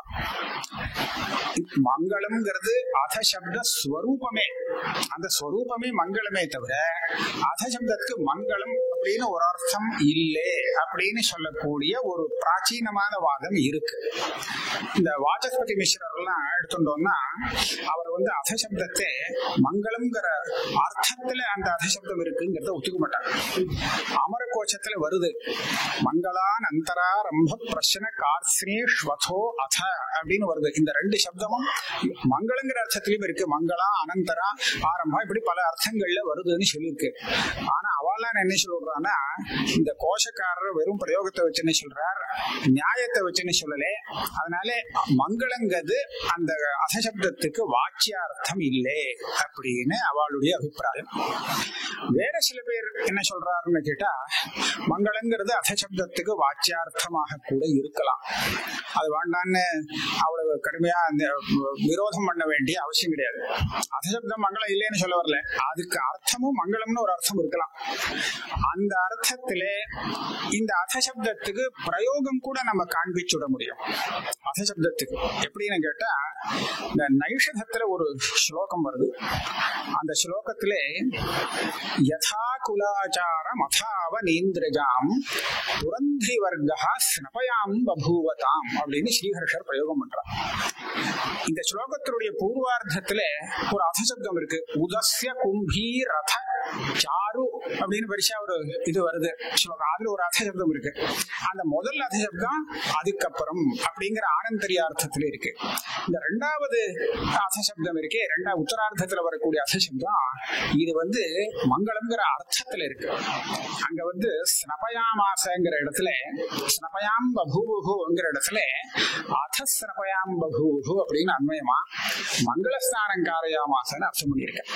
அப்ப இந்த அசசப்தத்தை போட்டாதான் அந்த ஸ்நானமானது மங்களஸ்தானம்னு தெரியறதோ இல்லையோ, மங்களஸ்தானம்ங்கிற அர்த்தம் வர்றதுக்கு இந்த அசசப்தம் அங்க போட்டிருக்கா. அதனால இந்த அசசப்தத்துக்கு வாச்சியார்த்தமாக கூட மங்களத்தை எடுத்துக்கலாம் அப்படிங்கிறது இன்னொரு பட்சம் இருக்கு. அப்படி இருக்கிறச்ச இந்த அசசப்தத்துக்கு இரண்டாவது பட்சத்தை எடுத்துட்டு ஸ்ரீகண்ட பாஷ்யத்தில் போறது, ஜிஜ்ஞாசாயாம் மங்களார்த்தஸ்ய அன்வயா சம்பவாத். இங்க மங்களம்னு அர்த்தம் வச்சுக்கலாம், அங்க ஸ்னபயாம் பபுவால மங்களஸ்தானம்னு அர்த்தம் ஒட்டி வந்தது, அன்வயமாச்சு. இந்த இடத்துல அதுக்கு ஒன்றும் பெரிய தாற்பயம் இல்லை, அன்வயம் வர முடியல. நீ வேற அர்த்தத்துல பிரயோகம் பண்ணினாலும் மங்களம் வரத்தான் போறது. அதனால மங்களத்துக்காகவே இந்த அசசப்தத்தை பிரயோகம் பண்ணினதாக சொல்ல வேண்டிய அவசியம் இல்லை. சாஸ்திராரம்பே சிஷ்டாச்சார பரிபாலனார்த்தம் மங்களாச்சரணம் து வர்ண துவனி மாத்திரேன கல்பியதே. இந்த ஆத அப்படிங்கிற இந்த சப்தத்தை நம்ம காதால கேட்கிறோம், இது போறோம், இதனாலேயே மங்களம் வந்துடும். இது வேற அர்த்தத்துல பிரயோகம் பண்ணினாலும் மங்களம் தான் இது அப்படின்னு அவர் சொல்லிட்டார். அதுக்கப்புறம் ஒண்ணு சொல்றார், இது நமக்கு அமரகோஷத்துல எல்லாம் கிடைக்காது. பக்ஷாந்தர பரிகிரகார்த்தா அசசப்தா அப்படின்னு. பக்ஷாந்தர பரிகிரகம் அப்படிங்கிறது ஒரு அசசப்தத்துக்கு அர்த்தமா இது அப்படின்னு கேட்டா, இது எப்படின்னு கேட்டா, இது மீமாம்சா சாஸ்திரத்துலதான் இது விசேஷமாக விளக்கப்பட்டிருக்கு.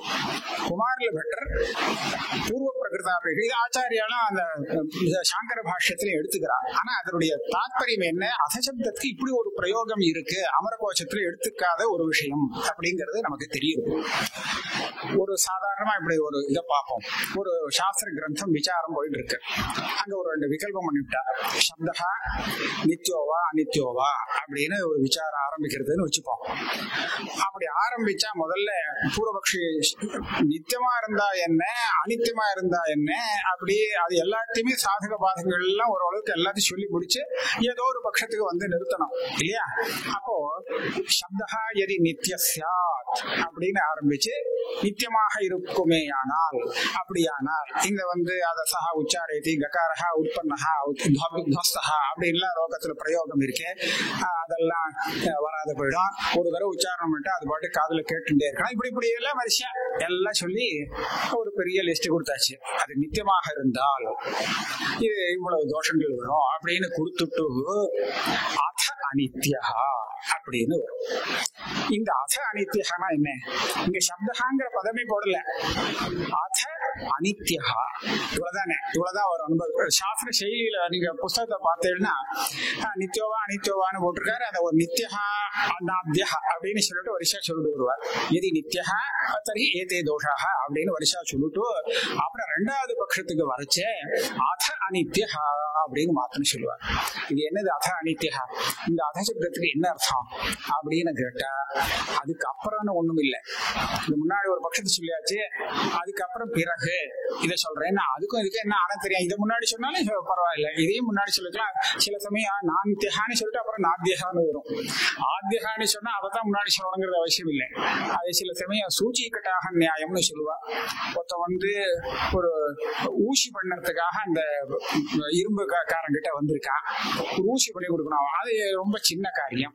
ஒருத்தருக்கு பெரிய கடாய் பண்ணணும், அதுக்காக வந்திருக்கான். இது ரெண்டுல எதை முதல்ல பண்ணுவான் அப்படின்னு கேட்டா, முதல்ல வந்திருக்கானேங்கிறதுக்காக அந்த கடாயை பண்ண மாட்டானா. ஏன்னா அது பண்றதுக்கு டைம் நிறைய வேண்டிருக்கும். இந்த ஊசியை பண்ணி கொடுக்கறது ஈஸியா பண்ணி கொடுத்துட்டு போடலாம். இவன் பின்னாடி வந்தாலும் இவன் காரியத்தை முதல்ல முடிச்சு கொடுத்துருவான் அப்படின்னு சொல்லி அந்த சூச்சிக்கட்டாக நியாயம் சின்ன காரியத்தை முதல்ல முடிச்சுட்டு அப்புறம் பெரிய காரியத்தை பண்றதுன்னு ஒண்ணு இருக்கு. அந்த மாதிரி விகல்பத்துல கடைசியிலேருந்து கூட ஆரம்பிக்கிறது உண்டு. ஏன்னா அதை சீக்கிரமா முடிச்சுடலாம் அப்படின்னு நினைக்கும் போது நாந்தியகா அப்படின்னு முதல்ல ஆரம்பிச்சுட்டு அப்புறம் நாத்தியத்துவ இந்த மாதிரி நிறைய சாஸ்திரங்கள்ல வருது, வழக்கம் உண்டு. அந்த அத அனித்யகாங்கிற இடத்துல இந்த அதங்கிற சப்தத்துக்கே முன்னாடி சொல்லப்பட்ட அந்த சப்தம்னு அர்த்தமா, இது ஒரு விசேஷமான அர்த்தம். அந்த சப்தா நித்யஹா அனித்யோவா எதி சப்தா நித்யஸ்யா அப்படி சொன்னாரோ இல்லையோ, அத அனித்யஸ்யாங்கிற இடத்துல சஹா சப்தா எதி அனித்யஸ்யாத் அப்படிங்கிற இடத்துல இந்த அதசப்தத்தால அந்த சப்தத்தை அப்படியே கிரகிக்கிறாராம். முன்னாடி சொன்ன பட்சத்தை இதுதான் பூர்வ பிரகிருத அபேக்ஷா அயம் அசசப்தஹான்னு சொல்றாரு. அந்த மாதிரி ஒரு அர்த்தத்தை இங்க எடுத்துக்கப்படாதா அப்படின்னு கேட்டா, அந்த மாதிரி இங்க ஒண்ணு சொல்லல முன்னாடி, அதை ஒண்ணு சொல்லிட்டு ரெண்டு பட்சத்தை சொல்லிட்டு இது ரெண்டாவது பட்சத்துக்காக வரல, அதனால அந்த இடம் இதுவும் இங்க ஒட்டாதுன்னு சொல்றாரு. நச்சாயம் பக்ஷாந்தர பரிகிரகார்த்தா பூர்வம் ஏகஸ்ய அனுக்ததையா தத் பிரசங்க அசம்பவாத், அதையும் இல்லைன்னு. அதுக்கப்புறம் என்னதான் பண்ணலாம்? ஆனந்தரியம் ஒண்ணுதான் பாக்கி இருக்கு. அப்ப எதுக்கு ஆனந்தரியம்? இங்க அத்வைதத்துக்கும் இதுக்கும் வித்தியாசம் இருக்கு. அத்வைதத்துல என்ன சொல்லுவானா, அது தனி சாஸ்திரமா போயிடுத்துங்கிறதுனாலே இந்த அதசப்தத்துக்கு அர்த்தம் சொல்றச்சே இதுக்கு முன்னாடி அவனுக்கு என்ன வேணுமோ, ஒரு முமுட்சுவுக்கு எது இருந்தால் இவனுக்கு பிரம்மஜானம் வர முடியுமோ, இந்த விசாரத்தினால பிரம்மஜானம் வர முடியுமோ அப்பேற்பட்ட விசேஷங்கள் அதுவும் உபனிஷத்துல அங்கங்க சொல்லி இருக்கக்கூடியது. அது என்னன்னா சாதன சதுஷ்டய சம்பத்தி அப்படின்னு சொல்லுவாங்க. அதாவது நித்யானித்ய வஸ்து விவேகம், இஹ அமுத்ரார்த்த பலபோக விராகம், சாந்தோ தாந்தः உபரத ஸ்திதிக்ஷு சமாஹிதः ஸ்ரத்தாவித்தோ பூத்வா ஆத்மன்யேவாத்மானம் பஷ்யத்தின்னு சமதவாதி குணங்கள்லாம் சொல்லப்பட்டிருக்கு. அது அப்புறம் முமுட்சுத்துவம். இதே சாதன சதுஷ்டயம்னு சொல்லி இது எப்போ சித்தமாயிடுமோ அதுக்கப்புறம் அப்படின்னு இந்த அதசப்தார்த்தம்னு சொல்லுவார். ஆனா இங்க அப்படி சொல்லல. இங்க எப்படி அர்த்தம் சொல்றார்? இதுக்கு முன்னாடி தர்ம விசாரம் பண்ணினதுக்கு அப்புறம் சொல்றாரு.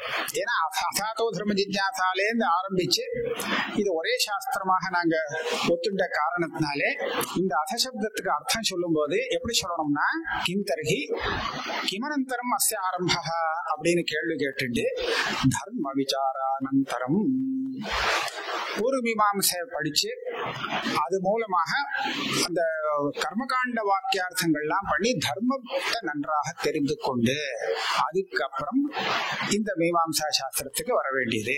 ஆக அந்த மீமாம்சா சாஸ்திரானந்தரம் இந்த மீமாம்சா சாஸ்திரம் அதனுடைய ஒரு ஏகதேசம் இப்போது ஆரம்பிக்கப்படுகிறது அப்படின்னு அர்த்தம் சொல்லணும். இப்ப அதங்கிற சப்தம் இந்த மாதிரி அர்த்தத்திலையும் உண்டு. ஒரு மீமாம்சையில நமக்கு தெரிஞ்சு 12 அத்தியாயம் இருக்கு, இன்னொரு 4 அத்தியாயம் இருக்கு. அந்த தெரிஞ்ச 12 அத்தியாயங்களுக்குள்ள நடுப்புற அதசப்தம் வரும்.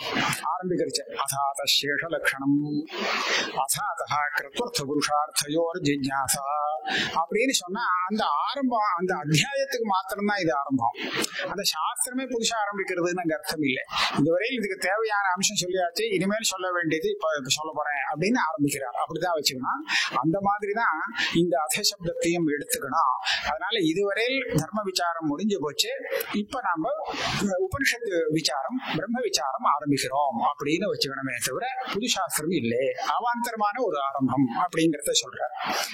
ஆனா இந்த இதுக்கு முன்னாடி ஒரு தர்ம விசாரம் பண்ணியிருக்காரு. அந்த தர்ம விசாரமானது இந்த விசாரத்துக்கு உபயோகப்படுமான ஒரு கேள்வி இருக்கு. அதுக்கு பதில் சொல்லணும். இல்லைன்னா முன்னாடி எது இதுக்கு அப்புறம் இதை பண்ணணும்னு சொன்னா ஏன் அப்படி, அதுக்கு முன்னாடி இதை பண்ணா என்ன அப்படின்னு ஒரு கேள்வி வருமோ இல்லையா? அப்ப தர்ம விசாரம் பண்ணி முடிச்சதுக்கு அப்புறம் தான் இந்த விசாரம் பண்ணணும் அப்படின்னு சொல்றாருன்னு சொன்னா அதுக்கு ஒரு தாற்பயம் வேணும். ஏன்னா முன்னாடி செய்த அந்த தர்ம விசாரமானது இங்க உபயோகப்படணும். இப்ப இந்த ராமானுஜியாள் அவா என்ன சொல்லுவா, இந்த இடத்துல தர்ம விசாரம் அவளும் இதே மாதிரிதான் அர்த்தம் சொல்றான். அந்த பாஷ்யத்திலயும் ஸ்ரீ பாஷ்யத்துல தர்ம விசார அனந்தரம்னு தான் சொல்றான். ஆனா ஏன் அப்படின்னு கேட்டா அங்க தர்ம விசாரம் பண்ணி அதனால வரக்கூடிய ஒரு பலம்ங்கிறது நித்தியமாக இல்லை அப்படின்னு தெரிஞ்சுன்றதுனாலே நித்தியமா இல்லாத அந்த பலத்துக்கு வைராக்கியம் ஏற்பட்டு, சரி நித்தியமான அனித்தியமான பலத்துல வைராக்கியம் ஏற்பட்டு நித்தியமான பலம் வேணும்னு அபேட்சிக்கிறவன் மேல்கொண்டு பிரம்ம ஜிஜ்ஞாசைக்கு வரான். ஆக இந்த பிரம்ம ஜிஜ்ஞாசைக்கு வரணும்னு சொன்னா அந்த கர்ம விசாரம் எதுக்கா பண்ணணும்னு கேட்டா அது அப்பதான் தெரியும். கர்மாவால வரக்கூடிய பலம் என்ன, அதோட சொரூபம் என்ன, அது நித்தியமா அனித்தியமா அதெல்லாம் தெரிஞ்சுட்டா தான் இதுக்கு வர முடியும்னு அப்படி அவ போயிருக்கான். ஆனா இங்க அப்படி வர போகல.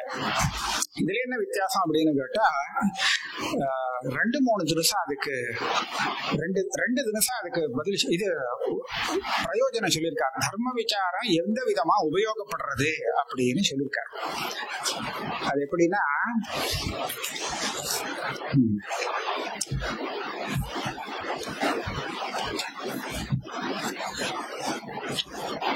தர்மஸ்ய பிரம்மபோதே ஹேதுத்வாத் தத் விசார உபயுக்தானாம் ஸ்ருதிலிங்காதீனாம் வேத சோதனா அர்த்தவாத ஸ்மிருத்யாதி பிராமாண்ய பிரதிபாதனாதீனாஞ்ச பிரம்ம விசார உபயுக்தத்வாச்ச தர்ம விசாரானந்தரம் பிரம்ம விசாரஹ. இவன் பண்ணின கர்மானுஷ்டானமானது பிரம்ம போதம் வரத்துக்கு ஹேது, காரணம்.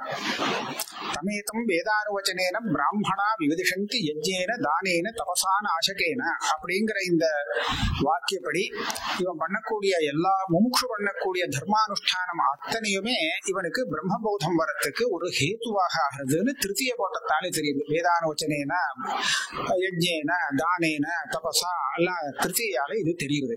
அதனால பிரம்மபோதத்துக்கு ஹேத்துவானது தர்ம அனுஷ்டானம். தர்ம அனுஷ்டானம் பண்ணணும்னா தெரிஞ்சாதானே அனுஷ்டானம் பண்ண முடியும். அதனால அதுக்கு தர்ம நிர்ணயம் வேணும். நிர்ணயமானாதான் அனுஷ்டானம் பண்ண முடியும். நிர்ணயத்துக்கு விசாரம் வேணும். விசாரம் பண்ணினா தான் சந்தேகம் இருக்கிற இடத்துல நிர்ணயம் வர முடியும். அப்ப அந்த விசாரத்துக்கான மீமாம்சை தானே அந்த பூர்வ மீமாம்சா சாஸ்திரம். அதனால இந்த பூர்வ மீமாம்சா சாஸ்திரப்படி வேதார்த்தத்தை கர்ம விசாரத்தை முடிச்சுண்டு அப்படின்னு சொன்னா அது எப்படி உபயோகப்படுறதுன்னா அதை விசாரம் பண்ணி தீர்மானத்துக்கு வந்தா தான் அதை அனுஷ்டானம் பண்ண முடியும். அனுஷ்டானம் பண்றதுங்கிறது இந்த பிரம்மபோதத்துக்கு ஹேத்துவானதாக இருக்கு. அதனால அது உபயோகப்படுறது ஒன்னாச்சா. ஆக முன்னாடி தர்ம விசாரம் தேவை. இன்னொன்னு என்ன சொல்றார், ஸ்ருதி லிங்கம் வாக்கியம் பிரகரணம் போக்குவரத்து இந்த கர்ம அசாத சேஷ லட்சணம்னு திருத்தியாத்தியாயத்தில் நிரூபணம் பண்ணப்பட்ட பிரமாணங்கள்லாம் இருக்கு. அந்த பிரமாணங்கள் இங்க பல இடத்துல தீர்மானம் பண்றதுக்கு நிர்ணயம் பண்றதுக்கு தேவைப்படுறது. அப்ப இதை எங்க போய் தேடுறது?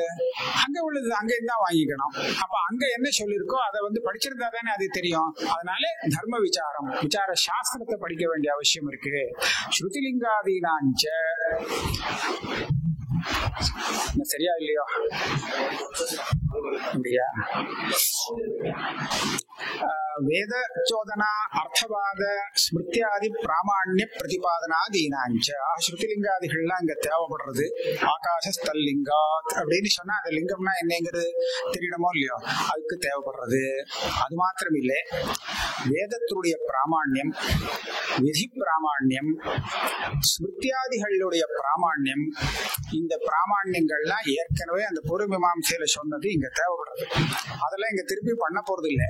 அதனால அந்த விஷயங்கள் அங்கேருந்து படிச்சு எடுத்துக்க வேண்டியது அப்படிங்கறதுனாலயும் இந்த தர்ம மீமாம்சா சாஸ்திர அத்தியனம் மேற்கொண்டு வேதாந்த விசாரத்துக்கு உபனிஷத மீமாம்சா ஆரம்பிக்கிறதுக்கு தேவைப்படக்கூடிய விஷயமாக இருக்கு அப்படின்னு நல்லா நிரூபணம் பண்ணியிருக்காரு. அதுக்காக தான் தர்ம விசாரானந்தரம் பிரம்ம விசாரா சாதனம் வினா சாத்திய அனிஷ்பத்தேஹே. இந்த சாதனங்கள்லாம் இல்லைன்னா இவனுக்கு எப்படி சரியா விசாரம் பண்ண முடியாது. இப்படியாக அந்த உபபத்தி வேற நல்லா சொல்லியிருக்காரு. அதுக்கு மேல இந்த கர்மானுஷ்டானமும் அதே சமயத்துல பிரம்மஜானமும் இது ரெண்டும் சேரணும்னு சேர்ந்துதான் இவனுக்கு மோட்சத்துக்கு சாதனம். இது அத்வைதிகள் ஒத்துக்க மாட்டான். அவளுடைய சித்தாந்தம் எப்படின்னு சொன்னா கர்மானுஷ்டானம் வேணும். ஆனா கர்மானுஷ்டானம் எது பரியந்தம் வேணும் அப்படின்னு கேட்டா சித்தசுத்தி பரியந்தம். சித்தசுத்தி ஆயிடுத்துன்னு சொன்னா அப்புறம் கர்மானுஷ்டானம் வேண்டியது இல்லை. அதனுடைய வேலையே அதுதான். சித்தசுத்தி ஆனதுக்கு அப்புறம் அவன் கர்மா வேணும்னா விட்டுடலாம், சன்னியாசம் வாங்கிடலாம். மேற்கொண்டு அவன் வேதாந்த சிரவணத்துல ஒரேடியா இறங்கலாம்னு அவளுடைய இது. ஆனா இங்க அப்படி இல்லை. இங்க எப்படின்னு கேட்டா அதுக்கு அப்புறமும் கர்மானுஷ்டானம் தேவைப்படுறது, தர்மானுஷ்டானம் தேவைப்படுறதுன்னு சொல்றாங்க.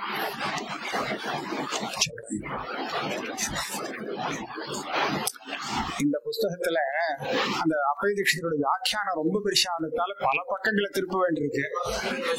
ஒரே பக்கத்துல சொல்ல முடியல, நிறைய திருப்பி கொண்டு வர வேண்டியிருக்கு. அதான் பக்கம் நம்பரை போட்டு வச்சுட்டேன். 42. அது எப்படின்னு சொல்றாருன்னா, விவிதிஷந்தின்னு இருக்கோ இல்லையோ, இந்த வாக்கியத்துல ஒரு பெரிய விசாரம். சில பேர் என்ன சொல்லுவா, பாமதிக்காரெல்லாம் என்ன சொல்லுவான்னா, இந்த பிரம்ம விஷயத்துல தெரிஞ்சுக்கணுங்கிற ஒரு ஆசை, அதுக்குதான் விவதிஷான்னு சொல்றது, இதுவே வராது. இது வரணும்னா அதுக்கே இவன் நிறைய புண்ணியம் பண்ணியிருக்கணும். ஆக வேதானுவச்சனேன பிராமணா விவிதிஷந்தி யஜ்ஞேன தானேன தபசா நாசகேன, இதெல்லாம் அந்த விவிதிஷை வரத்துக்கே ஹேத்துவாக அனுஷ்டானம் பண்ண வேண்டியது. அப்பதான் அவனுக்கு தெரிஞ்சுக்கணுங்கிற ஆசை வரும். அதுதான் ஜிஜ்ஞாசா அப்பதான் வரும். இந்த ஆசை வந்தாதான் மேற்கொண்டு தெரிஞ்சுக்கிறதுக்கு பிரயத்தனப்படுவான். அப்படிங்கிறது அவளுடைய இது. இவர் அதை ஒத்துக்கல. அங்கேயும் அத்வைதிகள்லயும் விவரணாச்சாரியால் அதை ஒத்துக்கல. அவர் என்ன சொல்றாருன்னா, வேதனத்துக்கே தான் இதெல்லாம் சாதனம்னு சொல்லணும், விவிதிஷைக்குன்னு சொல்ல வேண்டிய அவசியம் இல்லை அப்படின்னு சொல்றாரு. அதை இங்க சொல்றாரு. எப்படி சொல்றாருன்னா, இச்சாயாக அபுருஷார்த்தத்வா, ஒரு சாதனத்தினாலே ஒரு சாத்தியத்தை சாதிக்கணும் அப்படின்னு சொன்னா அந்த சாத்தியம் இவனுக்கு இஷ்டமா இருக்கணும். அப்பதான் அவன் சாதனத்துல பிரவருத்தி வரும். இந்த முமுட்சு என்ன ஆசைப்படுறான், எனக்கு பிரம்ம ஜானம் வேணும் அப்படின்னு ஆசைப்படுவனா, இல்ல பிரம்ம ஜானம் வரணுங்கிற ஒரு ஆசை வேணும்னு ஆசைப்படுவனா இல்லையா? அப்ப ஆசை வரணும்னு ஆசைப்படுறது ஒண்ணும் இல்லை. ஆசைப்படுறது ஆசை, அந்த ஆசை இருந்தா ஆசை இருக்குன்னு தான் அர்த்தம். எனக்கு ஞானம் வேணுங்கிற ஒரு ஆசை வரணுமோ அப்படிங்கறது ஆசை இருந்தா தானே ஆசை வரணும்னு சொல்ல முடியும். அப்ப அது இல்ல, இச்சா புருஷார்த்தம் இல்ல, இச்சா விஷயபூதமான ஞானம் தான் புருஷார்த்தம். அதனால இச்சைக்காக இதெல்லாம் விதிக்கப்பட்டதுன்னு சொல்லக்கூடாது.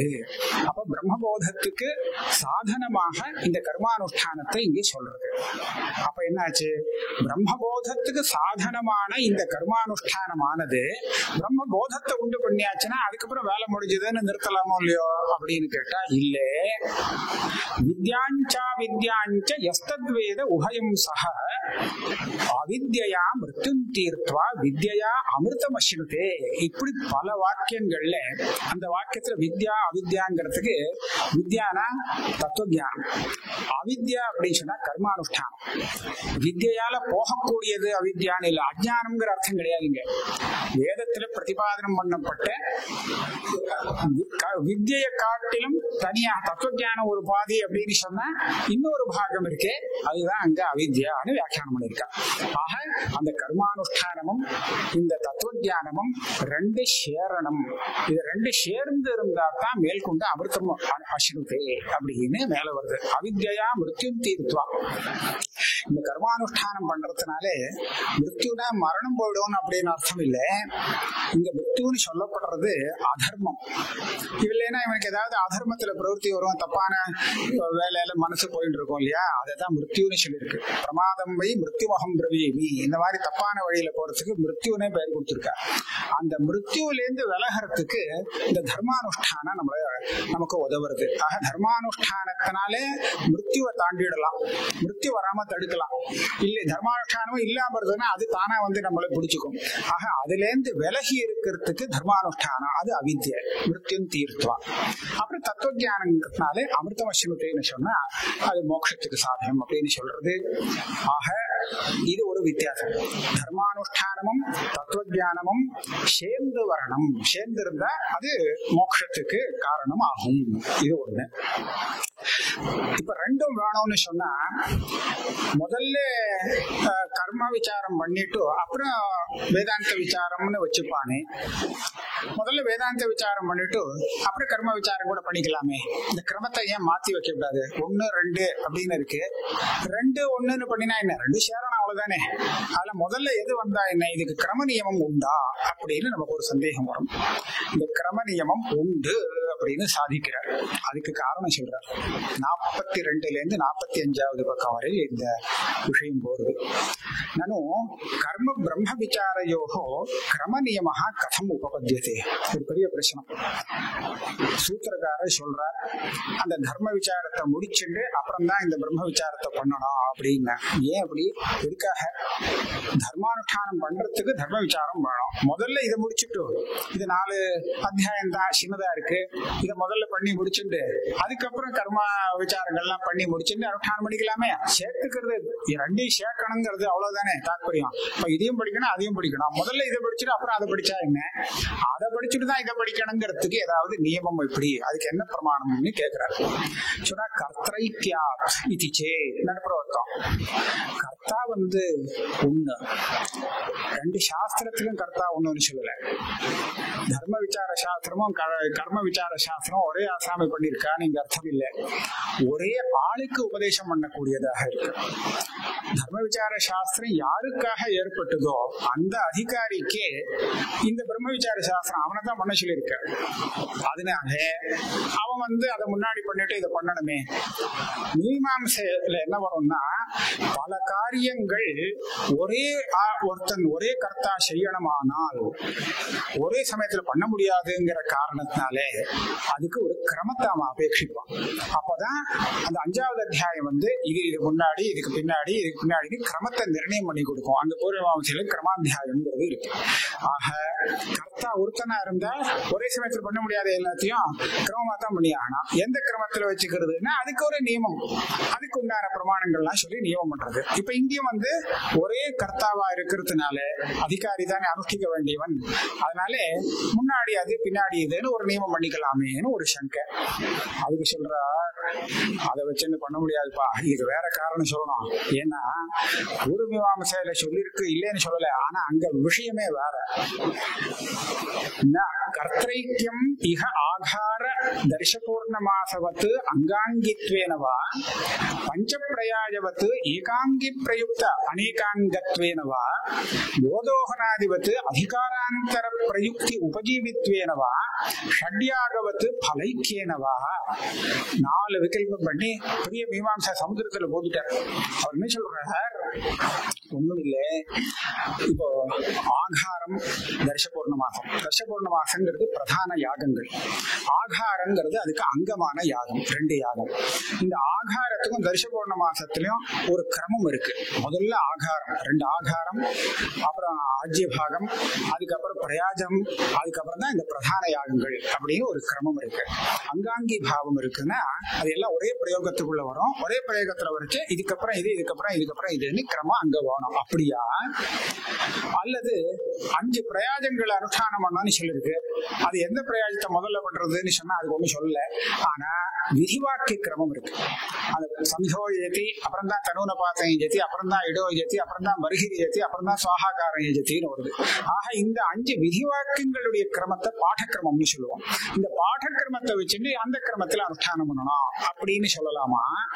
ஒரே யாகங்களுக்கு 5 அங்கமாக இருக்கிற காரணத்தினாலே அது ஒரு கிரமத்துல அனுஷ்டானம் பண்ணி ஆகணும் அப்படி வச்சுக்கலாமா?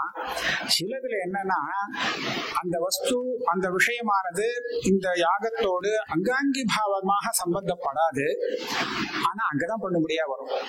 தர்ஷபூர்ண மாசத்துல ஒரு அபாம் பிரணயனம்னு ஒரு காரியம். அபாம் பிரணயனம்னு சொன்னா அந்த சமசங்கிற அந்த காஷ்ட பாத்திரத்துல ஜலத்தை நிரப்பி ஆகவனியத்துக்கு முன்னாடி கிழக்கு பக்கத்துல கொண்டு போய் வைக்கணும். இதுதான் அபாம் பிரணயனம் அப்படின்னு. இந்த அந்த அக்னிக்கு முன்னாடி ஜலத்தை ஸ்தாபனம் பண்ணணும். இந்த அபாம் பிரணயனத்துல ஒரு விசேஷம் என்ன சொல்லிருக்குன்னா, கோதோகனேன பசு காமஸ்ய அப்படின்னு சொல்லி, இதே எஜமானன் பசுகாமனாக இருப்பானே ஆனால் அப்போ இந்த அபாம்ப சமசங்கர பாத்திரத்தினாலே இந்த ஜலத்தை எடுத்து கொண்டு போய் அங்க வச்சானோ இல்லையோ, இந்த ஸ்தானத்துல மாடு பால் கறக்கிற பாத்திரத்தை வச்சுட்டு பண்ணணும். கோதோகனம்னா கோதோகன பாத்திரம், அந்த இடத்துல அந்த பாத்திரத்துல ஜலத்தை கொண்டு போய் அங்க வச்சுக்க வேண்டியது அப்படின்னு சொல்லிருக்கு. இப்ப இது இந்த கோதோகன பாத்திரம் இந்த பிரயோகத்துக்கு அங்கம் இல்லை, ஆனா உபகாரகம். சமசம் என்ன வேலை பண்றது அந்த வேலையை கோதோகன பாத்திரம் பண்றது, ஆனா அங்கம் இல்லை. இதை எப்ப அனுஷ்டானத்துக்கு கொண்டு வருதுன்னு சொன்னா, சமசம் எந்த கிரமத்துல வருதோ அந்த கிரமத்துல தத்ஸ்தானத்துல இந்த கோதோகன பாத்திரம். இப்படி இவன் விசேஷமான ஒரு பலத்தை அபேட்சித்தானே ஆனால் அப்படின்னு சொல்லுது. அந்த மாதிரி இது ஏதாவது இருக்கா? இல்ல. 6 பிரதான யாகங்கள் ஒரே சமயத்தில் பண்ண முடியாது, கிரமமாக பண்ணணும். அந்த மாதிரி இங்க ஏதாவது இருக்கா? அதுவும் இல்லை. ஆக அந்த கிரமத்தை இங்க கொண்டு வராதே. அப்ப எதைத்தான் வச்சு சொல்றது? முன்னாடி தர்ம விசாரம், பின்னாடி இந்த பிரம்ம விசாரம் அப்படிங்கிற கிரமத்துக்கு என்ன ஒரு காரணமாக இருக்க முடியும்? இதெல்லாம் இல்லைன்னு சொல்லிட்டாரு அப்படின்னு கேட்டா கடைசியில சொல்றார், எதி ஸ்ருத்யாதி பிரமாணம் ந சம்பவதி ததா கலு ததா ஸ்யாத். கிரமத்தை சொல்றதுக்கு சாட்சாத் பிரமாணம் இல்லாத பட்சத்துல நீ வேற பிரமாணங்கள் இப்படி வச்சுக்கலாமா அப்படி வச்சுக்கலாமான்னு பொறுமீமாம்சையில சொன்ன அந்த கிரமங்கள் எல்லாம் வச்சுட்டு அது இங்க அப்ளை பண்ணி பார்த்து இப்படி கிரமம் கொண்டு வரணும். நேரடியா ஸ்ருதி சொல்லிவிட்ட அதுக்கப்புறம் நீ கிரம விசாரத்துக்கு ஒன்னும் இதே இல்ல, ஏன் இப்படின்னு கேள்வியே வராது. எதி ஸ்ருத்தியாதி பிரமாணம் ந சம்பவதி, இதை நேரடியாக ஸ்ருதியானது இதுக்கப்புறம் இதுன்னு சொல்லாம விட்டிருந்தால் அப்போ இது முன்னாடி பண்ணலாமா அதை முன்னாடி பண்ணலாமாங்கிறது விசாரத்துக்கு போகலாம். ஆனா அப்படி இல்லை. வித்யாஞ்சா வித்யாஞ்ச எஸ்தத் வேதோபயம் சஹ அப்படிங்கிற வாக்கியத்திலையும்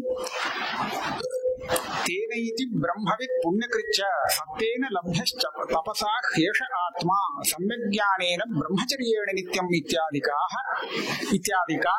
ஞான கர்ம சமுச்சயவாதினி ஸ்ருதிஹி உபலப்யதே ததஹ கர்ம ஞானயோஹோ மோக்ஷைக ஃபலத்வாத் தத் விசாரயோரபி கிரம நியமஹ யுக்தஹ. அதாவது எந்த கிரமத்துல அந்த வேதத்துல படிக்கப்பட்டிருக்கோ அந்த கிரமத்தையே வச்சுட்டு விசாரத்துக்கு வச்சுக்கலாம். ஏன் பின்னாடியில இருந்து ஆரம்பிக்கணும்? ஒரு புத்தகத்தை நம்ம படிக்கிறோம், இங்க இருந்து கடைசி ஆரம்பத்திலேயும் கடைசி வரை படிக்க போறோம். படிக்க போறோம்னு சொன்னா பின்னாடியில இருந்து ஆரம்பிக்கலாமா? இதுக்கு ஆரம்பிக்கணும். அப்படி ஏதாவது ஒரு விசேஷமான பிரயோஜனம் இருந்தா கடைசி அத்தியாயத்துல இருந்து ஆரம்பிச்சு முன்னாடி வேணா முடிக்கலாம். ஆனா எல்லாமே படிக்கணுங்கிற இடத்துல வரிசையா படிக்க வேண்டியதுதானே. ஆக இந்த இடத்துல முதல்ல தர்ம விசாரம், அப்புறம் கர்ம விசாரம். அனுஷ்டானத்துல நீங்க எப்படி வேணாலும் வச்சுக்கோ, கவலை இல்லை அப்படின்னு ஒரு தீர்மானத்துக்கு வந்து விடுறோம். ஆக இந்த விதமாக இங்க பல சித்தாந்தங்களை அழகா சொல்லி அதுக்கப்புறம் ஒரு விஷயத்த சொல்றாரு. இந்த ஆத்மாவா அரே திரஷ்டவிய ஸ்ரோதவியகான்னு ஒரு வாக்கியம் வரும் பிருஹதாரண்யகத்துல. இந்த ஸ்ரோதவியகாங்கிறது ஸ்ரவண விதி, வேதாந்த சிரவணம் பண்றதுக்கு இதுதான் விதி வாக்கியம் அப்படின்னு சொல்லுவா. நம்ம அத்வைத வேதாந்தத்துல ஒரு சம்பிரதாயம் விவரண பட்சம்னு சொல்லுவாங்க, அதுல அந்த மாதிரி இருக்கு. பாமதிக்காரா அதை ஒத்துக்க மாட்டார். இப்ப இங்க இந்த ஸ்ரோதவியகாங்கிற வாக்கியம் ஸ்ரவண விதி இல்லை அப்படின்னு ஒரு விஷயத்தை நிரூபணம் பண்றார். இப்ப இந்த விஷயம் பாமதிக்காரர் சொன்னதுக்கு அனுசாரமா அதை ஒட்டி வர மாதிரி இருக்கு. விவரண பட்சத்துல ஸ்ரவண விதி ஸ்ரோதவியா மந்தவியா நிதித்தியாசித்தவியா. ஆத்ம தரிசனம் வரணும்னு சொன்னா வேதாந்த சிரவணம் பண்ணணும், சிரவணம் பண்ணின விஷயத்தை மனனம் பண்ணணும், மனனம் பண்ணின விஷயத்தை நிதித்தியாசனம் பண்ணணும், அப்பதான் தரிசனம் வரும் அப்படின்னு சொல்லக்கூடிய அந்த பட்சத்தை இவர் ஏத்துக்கல அப்படிங்கிறது தெரிகிறது. ஏன்னா ஸ்ரோதவியகாங்கிற வாக்கியத்துல வேதாந்த சிரவணம் விதிக்கிறது அப்படிங்கறதையே இவர் ஆக்ஷேபிக்கிறார். நானும் ஸ்ரோதவியா இது வாக்கியேன வேதாந்த சிரவணம் சாட்சாத் விதீயதே இது சேன்னா விதித்வ பிரயோஜக ரூப சம்பத்தி அபாவா.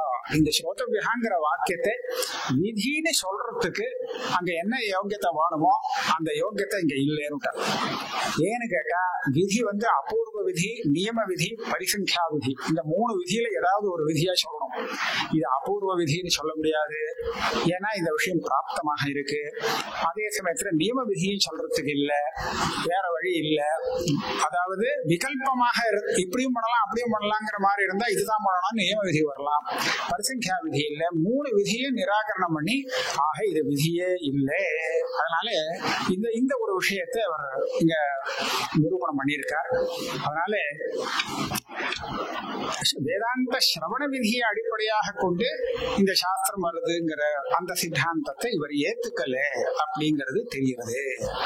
அதுக்கப்புறம் அதிகரணம் எப்படி ரச்சனை பண்றது அப்படின்னு ஒண்ணு.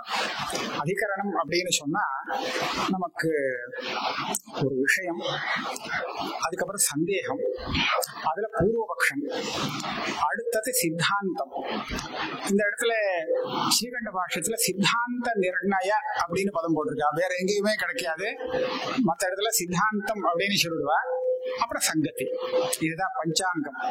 இந்த 5 அங்கம் சேர்ந்தாக்க அது அதிகரணம் சொல்லலாம். இன்னும் கூட சிலது கூட சேர்த்துக்கிறது உண்டு. பூர்வபக்ஷத்துக்கு ஒரு பலம், சித்தாந்தத்துக்கு ஒரு பலம் அப்படின்னு சொன்னா ஒரு 2 அங்கம் கூட சேரும். இந்த பூர்வபக்ஷத்துக்கு ஒரு யுக்தி இருக்கும், சித்தாந்தத்துக்கு ஒரு யுக்தி இருக்கும். அந்த யுக்தியும் இந்த யுக்தியும் எடுத்துட்டோம்னா இன்னும் ஒரு 2 கூட சேரும். இந்த மாதிரி சொல்றச்ச 10 அங்கம் வரையில் கூட கொண்டு போறது உண்டு.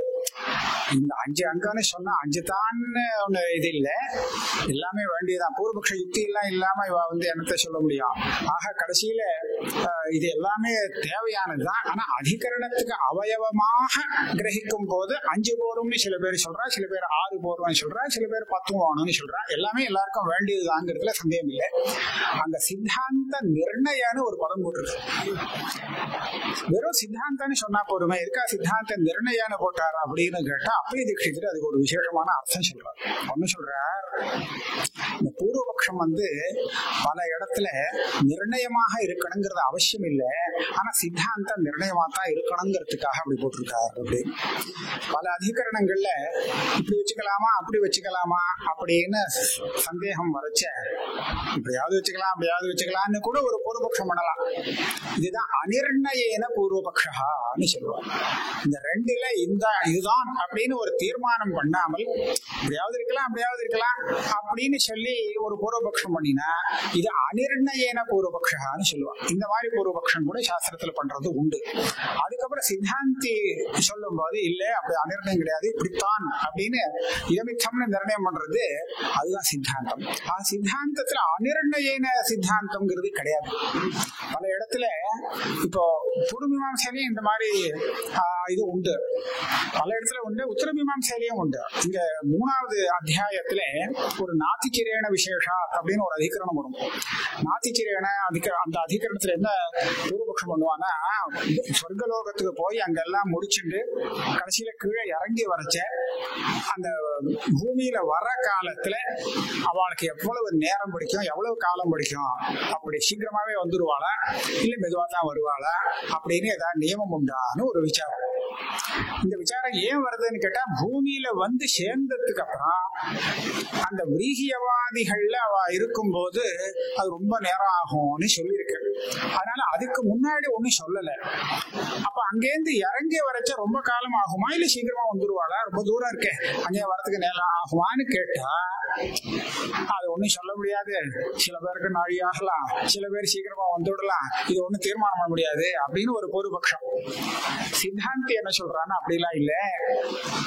அதுக்கப்புறம் ரொம்ப என்ன அதோவை கலு துர்நிஷ்பிரபதரம் அப்படின்னு சொல்லி அந்த விரீக்ஷாதியோட சேர்ந்து இருக்கிறதுலேருந்து வெளியில வரத்துக்கு சாமான்யமா வர முடியாது, ரொம்ப காலம் ஆகும் அப்படின்னு சொன்னதுனால இதுக்கு முன்னாடி அந்த மாதிரி காலம் ஆகாதுன்னு தெரியுது. அந்த தரப்பிரத்தையும் போட்டதால துர்நிஷ்பிரபதரம்.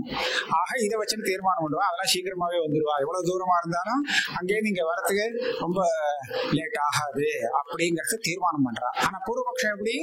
பூர்வபக்ஷம் அநிர்ணயேன பூர்வபக்ஷா, இப்படியாவது இருக்கலாம் அப்படியாவது இருக்கலாம் அப்படின்னு இல்ல இப்படித்தான் அப்படின்னு சித்தாந்தம். ஆக சித்தாந்தம் நிர்ணயம் இல்லாம சித்தாந்தங்கிறது அதிகரணத்துல வரக்கூடாது, பூர்வபக்ஷம் வரலாம் அப்படிங்கறத அங்க தியோதனம் பண்றாராம். இப்ப இங்க நம்ம அதிகரண ரச்சனை எப்படி வருது அப்படின்னு பார்ப்போம். 86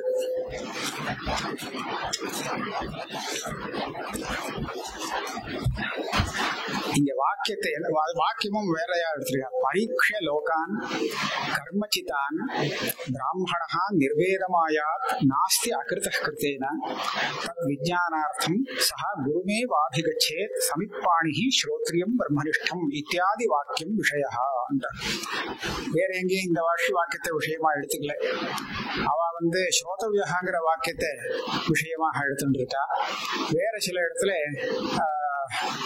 விஜிஜ்ஞாச தத் விஜிஜ்ஞாசஸ்வ தத் பிரம்மேதி அந்த வாக்கியத்தை எடுத்துக்கலாம்னு சொல்றா. ஆனா இவர் இதை எடுத்துக்கணும். எல்லாம் பரீட்சை பண்ணி பார்த்தாச்சு. ஒரு தீர்மானம் என்ன வந்ததுன்னா, நாஸ்தி அகிருத கிருத்தேனா, வெறும் கர்மானுஷ்டானத்தினால நித்தியமான மோட்சம் இல்லைங்கிற தீர்மானம் எடுத்து. அப்படின்னா கூடவே தத்துவஞானம் வேணும்னு வந்தது. அந்த தத்துவஞானம் வேணும்னா என்ன பண்ணணும்? அதுக்காக குரு கிட்ட தான் போகணும். அதனால சமிப்பாணி ஸ்ரோத்ரியம் பிரம்மனிஷ்டம் குருமே வாபிகச்சே அப்படின்னு இந்த உபனிஷத்து முண்டகோபனிஷத்து மந்திரம் நமக்கு தெரிவிக்கிறது. அதுல இவன் இங்க இருந்து அங்க போய் வேதாந்த விசாரம் பண்ணி தத்துவ ஞானத்தை அடையணுமோ இல்லையோ, அப்போ முதல்ல இவன் வேதாந்த விசாரம் பண்றதுக்கு வேணுமா வேண்டாமாங்கிறது இங்க தீர்மானம் பண்ணக்கூடிய அதிகரணம் இது. குரு சொன்னதை அப்படியே கேட்டு வர வேண்டியதானே, இல்ல அங்க போய் பிரம்மத்தை பத்தி விசாரம் பண்ணணுமா வேண்டாம் அப்படின்னு ஒரு சந்தேகமா இந்த வாக்கியத்திலே சொல்லப்பட்டிருக்கேன். குரு கிட்ட போய் அதை தெரிஞ்சுக்கணும்னு சொல்லியிருக்கேன். இருக்கு. தெரிஞ்சுக்கிறதுக்கு விசாரம் வேணுமா வேண்டாமா, இதுதான் இங்க விஷயம். பிரம்ம விசாரார்ஹம் பவத்தினவான்னு சந்தேகம். பூர்வபக்ஷஸ்து பிரம்மத்தை விசாரம் பண்ண வேண்டாம்னு பூர்வபக்ஷி சொல்லணும், விசாரம் பண்ணி ஆகணும்னு சித்தாந்தம் சொல்லணும். ரெண்டுக்கும் அப்பதான் வித்தியாசம் வரும். பிரம்மத்தை விசாரம் பண்ணக்கூடாது, அது விசாரத்துக்கு ஒரு அர்ஹமே இல்லை அப்படின்னு பூர்வபக்ஷம் பண்ண முடியுமோ? பிரம்மத்தை பத்தியே ஒன்றும் தெரியாது, அப்படி இருக்கிறச்ச அதை பத்தி ஒன்றும் விசாரம் பண்ணக்கூடாது, விசாரம் பண்றதுக்கு ஒண்ணும் இல்லை அப்படின்னு எப்படி பூர்வபக்ஷத்தை இவர் நிர்வாகம் பண்ண போறாருன்னு நமக்கு தோணும். அது சொல்றார், பிரம்மத்துல சந்தேகமே இல்லைன்னு. பிரம்மத்தை சந்தேகம் இருந்தா தானே விசாரிக்க வேண்டியிருக்கும். பிரம்மத்தை பத்தி சந்தேகமே யாருக்கும் இல்லைன்னா அது எப்படி சந்தேகம் இல்லைங்கிற? அங்க அயமாத்மா பிரம்மா, இந்த ஆத்மா தான் பிரம்மன்னு சொல்லியிருக்கு. இந்த ஆத்மா இந்த ஜீவாத்மாவைத்தான் பிரம்மம்னு சொல்லியிருக்கு.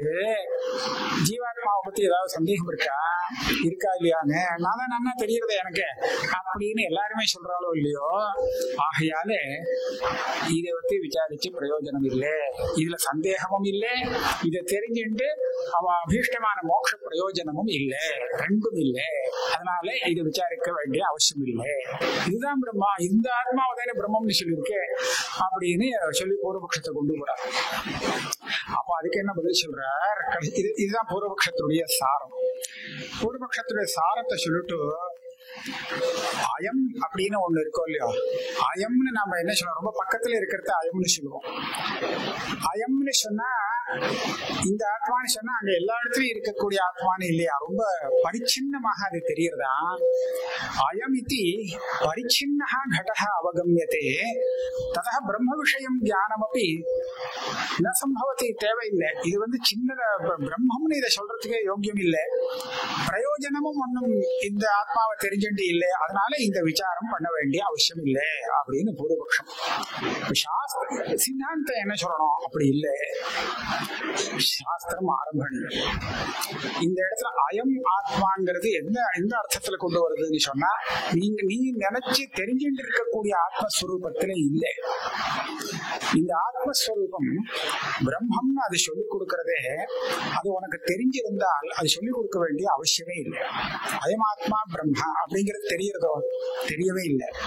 அப்படின்னா அகம் இவன் எதை நினைச்சுட்டு இருக்கானோ இந்த ஆத்மஸ்வரூபம் வேற, அயமாத்மா பிரம்மான்னு சொல்லிக் கொடுக்கக்கூடிய ஸ்ருதி சொல்லிக் கொடுக்கக்கூடிய ஆத்மஸ்வரூபங்கிறது அது வேற.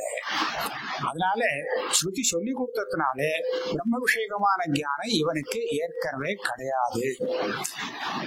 ஆனா இந்த வாக்கியத்தை படிச்சிருக்கிறதுனால இங்க ஏதோ ஒரு பிரம்மம்னு ஒரு ஆத்மஸ்வரூபத்தை பத்தி சொல்றது அப்படிங்கறது மாத்திரம் தெரியுது. ஆனா அது சந்திக்தமாக இருக்கு, சந்தேகமாக இருக்கு. விசாரம் பண்ணாமல் எந்த ஆத்மாவை பத்தி இந்த ஆத்மா தான் பிரம்மம்னு இந்த வாக்கை சொல்றதுங்கிறது புரியாமல் இருக்கு. அதுக்கு விசாரம் பண்ண வேண்டிய அவசியம் இருக்கு.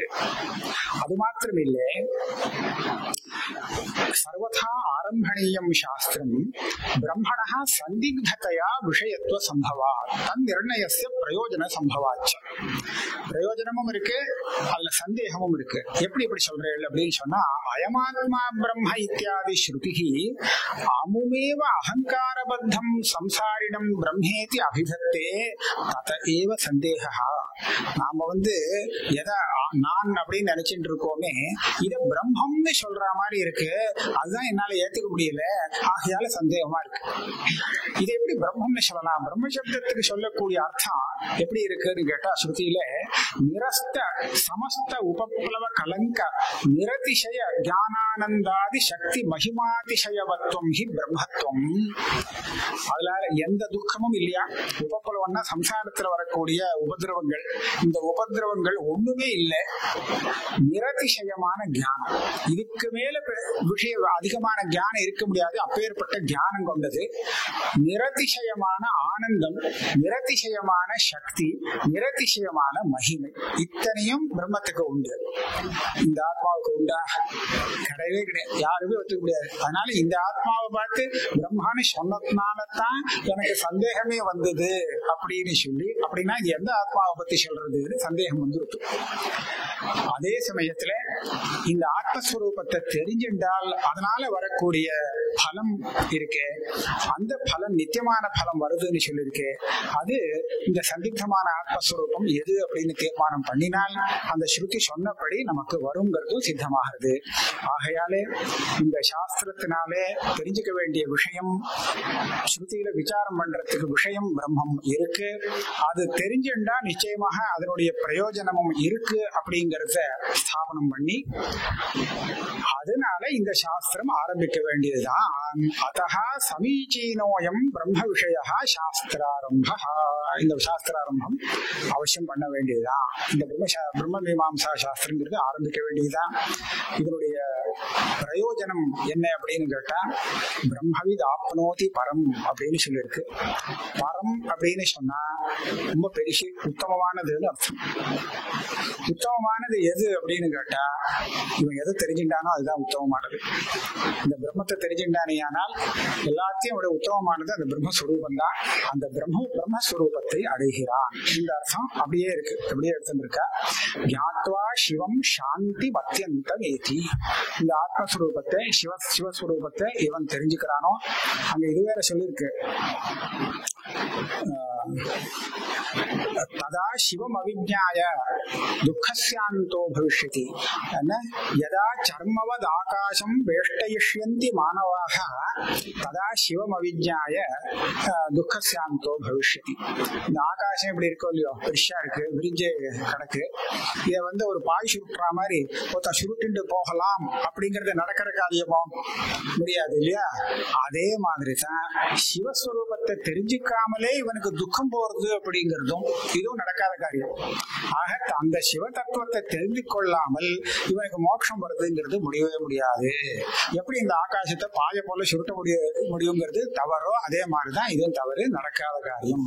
அதனால கியாத்வா சிவம் சாந்தி மத்தியந்தமேதி ஈசம் தம் கியாத்வா அமிர்தா பவந்தி தமக்ரதும் பஷ்யதி வீதசோகா தாது பிரசாதான் மகிமானமீசம் அப்படின்னு சொல்லி வரிசையாக நிறைய முக்தி ரூபமான பிரயோஜனம் தத்துவ ஞானத்துக்கு சொல்லப்பட்டு இருக்கிறதுனால அவசியம் பிரம்ம விசாரங்கிறது பண்ண வேண்டியதுதான். அந்த பிரம்ம விசாரம் பண்றதுக்கு ஒரு சாஸ்திரம் அவசியம் இருக்கணும். ஸ்வேச்சையா நாம பாட்டுக்கு நம்ம புத்தியை வச்சுட்டு விசாரம் பண்ண ஆரம்பிச்சோம்னா பல இடத்துல தப்பாக போயிடும். சரியா நம்ம புத்தி வேலை செய்யணும்னு சொல்றதுக்கு முடியாது. ஆகையாலே அதுக்கு வழியை காமிக்கிறதுக்கு, அதுக்கு விசாரத்துக்கு உண்டான நியாயத்தை பிரதர்சனம் பண்ணக்கூடிய ஒரு சாஸ்திரமானது ஆரம்பிக்க வேண்டிய அவசியம் இருக்கு. தஸ்மாத் பிரம்மமீமாம்சா சாஸ்திரமிதம் ஆரம்பணீயம் அப்படின்னு ஜிஜ்ஞாசாதிகரணத்தை பூர்த்தி பண்றார். நடுப்புற ஒரே அநேகமா ஆரம்பத்திலேருந்து கடைசி வரையில் வந்துட்டேன். நடுப்புற சில விஷயங்களை அதை விட்டுவிட்டேன். ஐக்கிய சாஸ்திரம் போக்குவரத்துல அந்த விஷயம் அவ்வளவு ஜாஸ்தி விசாரம் பண்ணல. இப்படியாக இந்த ஸ்ரீகண்ட மதானுசாரேன ஜிஜ்ஞாசாதிகரணத்துடைய ஸ்வரூபம் அப்படின்னு சொல்லிட்டு பூர்த்தி பண்ணிக்கிறேன். நம பார்வதி பதயே ஹர ஹர மகாதேவ. இவ்வளவு நேரம் நிஜமாக இந்த தலைப்புல உபன்யாசம் நாம கேட்டது மாத்திரம் ஸ்ரீகண்ட பாஷ்யத்துல அநேகமா உபன்யாசமே கேட்டதில்லை. ரொம்ப வருஷங்கள் முன்னாடி அதே திருமுல்வாயில நமது காரைக்கால் ஸ்ரீகண்ட சிவாச்சாரிய வேத சிவாகம வித்யாபீட்டத்தின் வாயிலாக ஒரு ஸ்ரீகண்ட ஜெயந்தியின் போது இந்த காலேஜினுடைய வேதாந்த ப்ரொஃபசர் PM விஜயராகவ சாஸ்திரிகள் அவர் ஒரு தடவை ஒரு 1.5-2 மணி நேரம் கிட்டத்தட்ட ஒரு உபன்யாசம் பண்ணார் அவர். அப்புறம் இப்பொழுதுதான் நடந்திருக்கு. நிறைய விஷயங்களை நாம் தெரிந்து கொண்டிருக்கிறோம். சும்மா ஒரு சங்கிரகமா சொல்லிடுறேன். ஆரம்பிக்கும் பொழுது அதாதோ பிரம்ம ஜிஜ்ஞாசா அப்படின்ற அந்த சூத்திரத்துல மூலத்துல ஸ்ரீகண்டர் என்ன சொல்லியிருக்காரோ அது அப்படியே நமக்கு எடுத்து சொன்னார். நிறைய சாஸ்திர பாரங்கதரா இருக்கிறதுனால அத்வைத கிரந்தங்கள்ல யாரெல்லாம் என்னென்ன சொல்லியிருக்கா, அதுல எத்தனை மதங்கள் இருக்கு, ஒரு பந்தியை படிச்சா நமக்கு அந்த பந்தி அர்த்தம் புரியறதே கொஞ்சம் சிரமமா இருக்கும். ஆனா சாருக்கு அந்த பந்தி அர்த்தம் புரிஞ்ச உடனேவே அது சம்பந்தமா இருக்கக்கூடிய சகல சாஸ்திரக்காரெல்லாம் என்னென்ன சொல்றா அப்படின்றத நமக்கு சங்கிரகம் பண்ணி சொன்னார் அவர். அதுல நமக்கு ரொம்ப தெரிஞ்சிருந்த விஷயம் எவ்வளவோ தெரிஞ்சிருந்தோம். எடுத்த உடனேவே அகம் சப்தத்துக்கு நாம நாம் அப்படின்னா அர்த்தம்னு நினைச்சுட்டு இருக்கோம். அப்படி இல்ல. அது அகம்னா அஸ்மத் சப்தத்தினுடைய ரூபம் அப்படி இல்ல. அது அகம்ன்ற சப்தமே சதுர்த்தியந்தமா வச்சுக்கலாம் அப்படின்னு இருக்குன்றத சொன்னார். அகம்ன்றது நான் இருக்கோம், அஸ்மத் சப்தம் நாம வச்சுருக்கோம். அப்படி இல்லை, இன்னொரு வரைக்கும் ஒரு உபனிஷத்தை பிரமாணமா காண்பிச்சு இப்படி அகம்னா ஆத்மாவிற்கு அப்படின்ற மாதிரி அர்த்தம் உண்டுன்னு அதை சொன்னார். அப்புறம் ஓம் சப்தத்தினுடைய அர்த்தம் ஓம் அப்படின்னு, ஓம் நமோகம் பதார்த்தாய அப்படின் போது ஓம்னா பிரணவம்னு நினைச்சுக்க வேண்டாம். ஓம்ன்ற சப்தமும் சிவவாச்சகம் பிரம்மவாச்சகம் அப்படின்றத அந்த விஷயத்த சொன்னார், தெரிஞ்சிருந்தோம். அடுத்து அதாத்தோன் போது இப்போ ஒரு 10 நாள் முன்னாடி SRK சாஸ்திரிகளுடைய நட்சத்திரம் அதுக்கு ஒரு உபன்யாசம் நடந்தது. வைதிக ஸ்ரீகிருஷ்ண சௌதி அந்த 2வது கூடிய அகஹான்ற சப்தத்துக்கு ஒரு 102 அர்த்தம் இருக்கு அப்படின்னு அதுல ஒரு 7-8 அர்த்தத்தை பிரதிபாதனம் பண்ணார். அதே போல அத என்ற சப்தத்துக்கு எவ்வளவு பொதுவா நமக்கு பிறகு அப்படின்னு அர்த்தம். பிறகுன்னு சொன்னாலே முன்னாடி ஏதோ ஒன்று இருக்குன்னு அர்த்தம். அதுக்கு முன்னாடி என்ன இருக்கு அப்படின்றத எத்தனை சாஸ்திரக்காரால் எத்தனை விதமாக பேசிட்டு அத்வைதத்துல வரும்போது நமக்கு இந்த சாதன சதுஷ்டயங்கள் அது கிடைச்ச பின்பு அப்படின்னா அத்வைதத்துல அர்த்தம்ன்றத சொல்லி, ஆனா இந்த சாஸ்திரத்துல இந்த ஸ்ரீகண்ட மதத்துல அப்படி எடுத்துக்காம நமக்கு ராமானுஜ மதத்துல எப்படி பூர்வ மீமாம்சா உத்தர மீமாம்சா ரெண்டுமே சேர்த்து ஒரே சாஸ்திரம்னு சொல்றாலும், அதே மாதிரி இங்கேயும் ரெண்டும் சேர்த்து ஒரே சாஸ்திரம் தான். அந்த மீமாம்சா சாஸ்திரம்னு சொல்ல முடியாது. அதாதோ தர்ம ஜிஜ்ஞாசா அதுவும் அதாதோ பிரம்ம ஜிஜ்ஞாசா ரெண்டுமே ஒரே சாஸ்திரத்தை சேர்ந்ததுதான் அப்படின்ற அந்த விஷயத்த சொல்லி, ஒரே சாஸ்திரம்னு சொன்னா அதான்ற வார்த்தையே வராதே அப்படின்னு கேள்வி கேட்டு, அதான்னா பிறகுன்னு அர்த்தம். ரெண்டும் ஒன்னா சொல்லிட்டே இருக்கும்போது பிறகுன்னு வரவே வராது. அப்போது பிறகுன்ற வார்த்தை எப்படி வருது அப்படின்னு அதை சொல்லி, அதற்கு மீமாம்சா சாஸ்திரங்கள்ல நிறைய இடங்கள்ல பிரயோகம் இருக்கு. ஒரே மீமாம்சா சாஸ்திரம் பூர்வ மீமாம்சா சாஸ்திரமா இருந்தாலும் கூட நடுவுல வரக்கூடிய இடங்கள் எல்லாம் அதான்னு சப்தம் பிரயோகம் பண்ணிருக்காரு. அப்ப அங்கேயும் வரும். அந்த அதாவுக்கு என்ன அர்த்தம் அப்படின்னா, இந்த குறிப்பிட்ட விஷயத்தை ஆரம்பிக்கிறேன்னு அர்த்தம் அங்க அப்படின்னு அந்த அத சப்தத்தை சொல்லி, அதான்ற வார்த்தைக்கு மங்களம் அப்படின்றது அந்த வார்த்தையினுடைய அர்த்தமா அல்லது மங்களம்ன்ற ஒரு விஷயத்தை அது சூச்சனை பண்றதா அப்படின்ற அந்த விஷயத்தை எடுத்துட்டு, அதான்ற சப்தத்துக்கு மங்களம்ன்ற வாட்சியார்த்தமே தான் அப்படின்றதுக்கான கோஷ பிரமாணங்கள்லாம் காண்பிச்சு, அதே மாதிரி பாக்கி சில சாஸ்திரக்காரெல்லாம் அது ஒத்துக்கக்கூடிய சாஸ்திரக்காரால் ஒத்துக்காத சாஸ்திரக்காரால் அப்படி அந்த ரெண்டுத்தையும் அதசப்தத்துக்கு மங்களம்ன்றது சூச்சகம். சப்தமானது மஞ்சளை பார்த்தா மங்களகரமா இருக்கு அப்படின்ற மாதிரி அதாத சப்தத்தை காதல கேட்டா மங்களகரமா இருக்கு அப்படிதான் அர்த்தம். அது ஓங்காரா சப்தஸ்டன் அந்த ரெண்டும் அது ஒன்று சொன்னார். அது வாச்சகமா இல்லையான்றதுல 2 பட்சம் இருக்குன்றதே சொன்னார். அமரகோஷத்துல வாச்சகம்ன்றதுக்கான ஒரு இது அமரகோஷக்காரர் சொல்லியிருக்காருன்றதையும் காண்பிச்சார். சாஸ்திரம்னா எப்படி வருது பாருங்க, பிரவாகமா நேருக்கு பாருங்க. அப்படி அமரகோஷக்காரர் சொன்னாலும் கூட அதை எடுத்துக்க வேண்டாம் அப்படின்னு ஒரு சில சாஸ்திரக்காரால் சொல்றாங்க விஷயத்தை சொல்லி, இருந்தாலும் அத சப்தத்துக்கு அமரகோஷக்காரரை சாதிக்கிற மாதிரி பிரயோகத்துல மாக பிரயோகம் நைஷத பிரயோகத்துல அதஸ்னபனன் போது மங்கள ஸ்னபனன்ற மாதிரி அர்த்தம் வருது. அது சமாசம் மாதிரி அது இல்லையா, சமாசம் அதை பிரிக்க கூட முடியாது. அப்ப மங்கள ஸ்நானம்ன்ற அர்த்தத்திலே அவர் பிரயோகம் பண்றாருன்னு சொல்லி இப்படி எல்லாத்தையும் சொல்லி, இருந்தாலும் கூட அதான்றது இங்க பூர்வ மீமாம்சா சாஸ்திரத்துடைய அந்த ஞானம் வந்ததுக்கு அப்புறம் இது வரணும் அப்படின்னு சொல்லிட்டு, வைஷ்ணவத்துல ஒத்துக்கிற மாதிரியேதான் 2 சாஸ்திரமும் நமக்கு பிரம்ம ஞானத்துக்கு உபயோகப்படும்னு சொல்லி அதுக்கு ஒரு பிரமாணத்தை வேற நமக்கு எதனேன அப்படின்ற மாதிரி ஒரு திருத்தியாந்தமான ஒரு பிரயோகம் எனக்கு ஞாபகம் மகா யஜ்ஞேஷ்ட பிராமியம் கிரியதே தனுகுன்னு ஒரு ஸ்மிருதி வாக்கியம் அங்கேயும் திருத்திகா வருது. அங்க சுவாத்தியாயேன விரதைஹி ஹோமைஹி திரைவித்யேன யுஜ்ஜயா சுதைஹி இப்படி எல்லாமே அங்கேயும் திருத்திகா வருது. அவர் ஒரு சுத்தி எடுத்து காமிச்சு அங்க திருத்தியா விபக்தி வருதுன்னு சொல்லி, திருத்தியா வருதுன்னு சொன்னாலே அது சாதனம்னு தெரியாது, திருத்தியா விபக்தினால இந்த கருவின்னு தெரியுதுன்னு சொல்லி, எதற்கான சாதனம்னா பிரம்ம ஞானத்துக்கு அது சாதனம்னு இருக்கிறதுனால, அப்ப பிரசங்காந்து ராமானுஜ சித்தாந்தத்துக்கும் இந்த சித்தாந்தத்துக்கும் இருக்கக்கூடிய வித்தியாசம். அங்க பூர்வ மீமாம்சா சாஸ்திரத்தினால நமக்கு தர்ம ஞானம் வந்தாலும் கூட அதனால எந்த பிரயோஜனமும் இல்லைன்றதை தெரிஞ்சுட்டு அப்ப திருப்பி இது வேணும் அதுக்காக 2வது சாஸ்திரம் ஆரம்பிக்கணும் அந்த சித்தாந்தம் இருந்தாலும், இங்க அப்படி இல்லை. ரெண்டுமே நமக்கு ஞான கர்ம சமுச்சயம்ன்றத சார் நடுவில் சொன்னார். அது அப்ப ரெண்டுமே நமக்கு தேவை. ஞானம் வந்தாலும் கூட அனுஷ்டானம் பண்ணிட்டே இருக்கணும் அப்படின்றத அது இந்த சித்தாந்தத்துடைய சாரம் அப்படின்ற அந்த விஷயத்தை எப்படி நிறைய விஷயங்கள் அதே மாதிரி பிரம்ம ஜிக்ஞா அது மாதிரி நிறைய சொன்னார். சங்கரம் பண்ண முடியல. இப்படி ஜிக்ஞாசா அப்படின்றதுல இச்சை அப்படின்றத எடுத்துட்டு இச்சைய விதிக்க முடியுமா விதிக்க முடியாதா அது தேவையா அப்படின்ற அந்த விஷயம் சொல்லி இப்படி நமக்கு கடைசியில அந்த பிரம்மம் அப்படின்ற பிரம்ம சப்தம் அது ரொம்ப இந்த இடம் கடைசியில முடிக்கிற சமயத்துல இப்ப நம்ம இந்த விசாரம் பண்ணோமா அப்படின்னா அந்த அயமாத்மான ஒரு ஸ்ருதி வாக்கியத்தை எடுத்து சொல்லிட்டு அந்த அயம்ன்ற சப்தம் இருக்கு. அயம்னாலே கிட்டக்க எது இருக்கோ அதுக்குதான் பேரு. அப்போ அயமாத்மானா இந்த நாம பார்க்கக்கூடிய இந்த உயிர் தான் பிரம்மம்னு அந்த வாக்கியம் ஸ்பஷ்டமா சொல்றது. ஸ்பஷ்டமா ஒரு விஷயம் தெரிஞ்சிருக்கும் போது விசாரம் பண்ண வேண்டிய அவசியமே இல்லையே அப்படின்னு அதை சொல்லி அந்த வாக்கியத்தினாலதான் சந்தேகம்னு சொன்னார். அவர் ரொம்ப நல்லா இருந்தது. அங்கதான்ப்பா எனக்கே சந்தேகம். இந்த வாக்கியத்துல இந்த ஆத்மா பிரம்மான்னு சொல்றியே, இவனை போய் பிரம்மான்னு சொல்ல முடியுமா? ஏன்னா பிரம்மத்துக்கு உண்டான லட்சணங்கள்லாம் நிறைய நிரதிசயா அப்படின்னு நிறைய அந்த வாக்கியங்கள்லாம் படிச்சு அப்படிப்பட்ட தர்மம் எனக்கு எப்படி வரும்? அங்கதான் சந்தேகமே.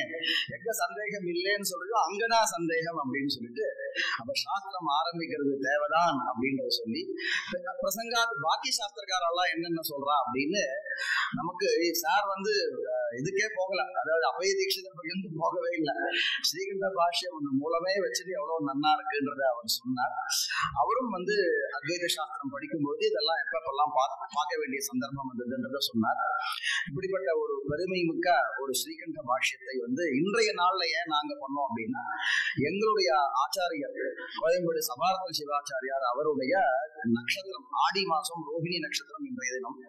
அவர் இந்த இன்ஸ்டிடியூட்ல சாஸ்திர சூடாமணி பேராசிரியராக ஒரு 3 வருஷம் இருந்தார். அவர் கே பாலசுப்ரமணிய சாஸ்திரிகளுடைய சிஷ்யர். அவர் கே பாலசுப்ரமணிய சாஸ்திரிகள் அப்ப அவெல்லாம் 38-40 படிச்சவாவா. அதனால அவர் இதே போல ஆத்மார்ப்பண ஸ்துதி இது போன்ற விஷயங்கள்லாம் பேசும்போது கே பாலசுப்ரமணிய சாஸ்திரிகளை கூப்பிட்டு உட்கார வச்சு அவரு முன்னாடி இதெல்லாம் நடத்தி அவர் கையினால பரிசு எல்லாம் சிவாச்சாரிய பசங்களுக்கு எல்லாம் பரிசு எல்லாம் கொடுக்க முடியும் அவர் பண்ணியிருக்கார். இந்த இன்ஸ்டிடியூட்ல டாக்டர் எஸ் ஜானகின்னு இருந்தா அவருக்கு அவர் சைவாகமம் சைவ சித்தாந்தங்கள்லாம் இப்ப நமக்கு எல்லாரும் தெரியும். நாம பார்க்கக்கூடிய சைவ கிரந்தங்கள்ல பார்த்தோம்னா பிரஸ்தானத்திரயத்தையும் தொட்டிருக்க மாட்டான். உபனிஷத்தோ சூத்திரமோ அல்லது கீதையோ தொட்டிருக்க மாட்டான். திருப்பி இங்க இருக்கிறது மறுபடியும் நமக்கு இந்த பசுபதி பாசங்கள் சைவாகமம் இது மட்டும்தான் நமக்கு இருக்கும். இப்ப நாம பார்த்தோம் நமக்கு நம்ம பார்க்கக்கூடிய பாக்கி இந்த ஷரத்பாக்களோ பசுபதி பாசங்களோ இந்த சப்தங்களே இங்க நம்ம பார்க்கவே இல்லை. அப்ப இது தனி சைவத்திலே இது தனி ஒரு பிரகாரம்ன்றத நம்ம நல்லா புரிஞ்சுக்க முடியாது. சார் மாதிரி நல்லா ஆழங்கால் பெற்றவர்களாலதான் எல்லா உபனிஷத்துகளையும் பார்த்து மீமாம்சா சாஸ்திரத்தையும் பார்த்துட்டு பிரசங்காத அங்காங்கி பாவம் அது ரொம்ப நல்லா இருந்தது. இந்த இடம் ரெண்டும் பூர்வ முதல்ல தர்ம ஜிக்ஞாசா பிறகுதான் பிரம்ம ஜிக்ஞாசா வரணுமா. 2 பேரும் சேர்ந்துதான் பிரம்மத்துக்கு ஞானத்துக்கு காரணம்னு சொன்னா எப்படி வேணா இருந்துட்டு வரலாமே. ஒண்ணுக்கு அப்புறம் தான் 2 சொல்றோமா, 2 சொல்லிட்டு கூட 1 சொல்லாமே அப்படின்றத சொல்லி அப்ப அந்த கிரமம் இதெல்லாம் சாஸ்திரம் பாருங்க. ஒரு கிரமம் ஒரு சீக்வன்ஸ்ன்றது எப்ப தேவைப்படுறதுன்றது ஒரு 4 இடத்த காண்பிச்சாங்க. ஒரு நிறைய அங்கங்கள்லாம் இருக்கு.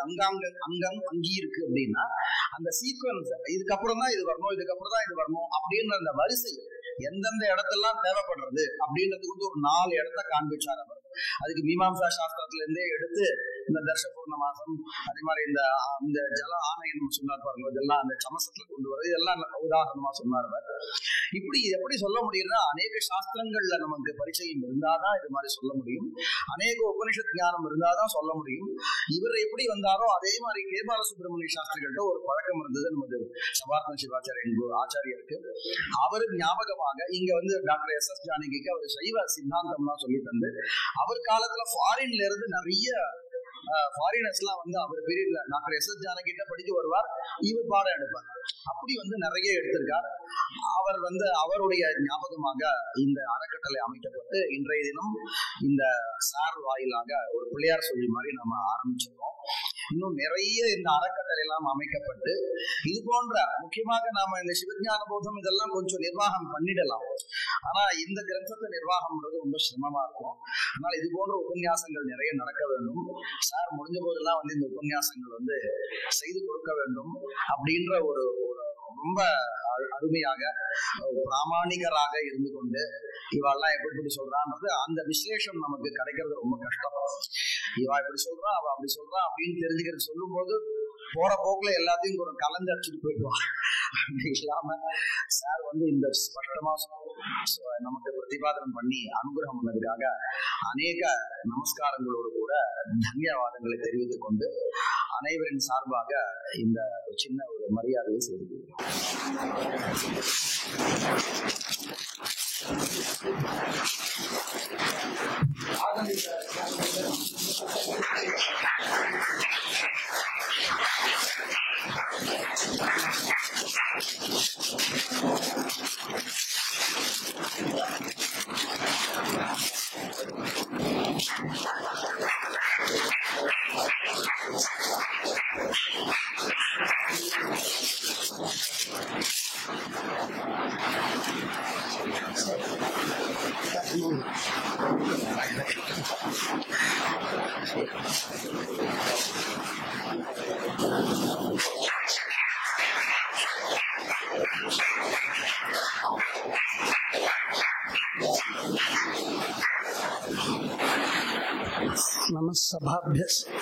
सभापतिभ्यश्च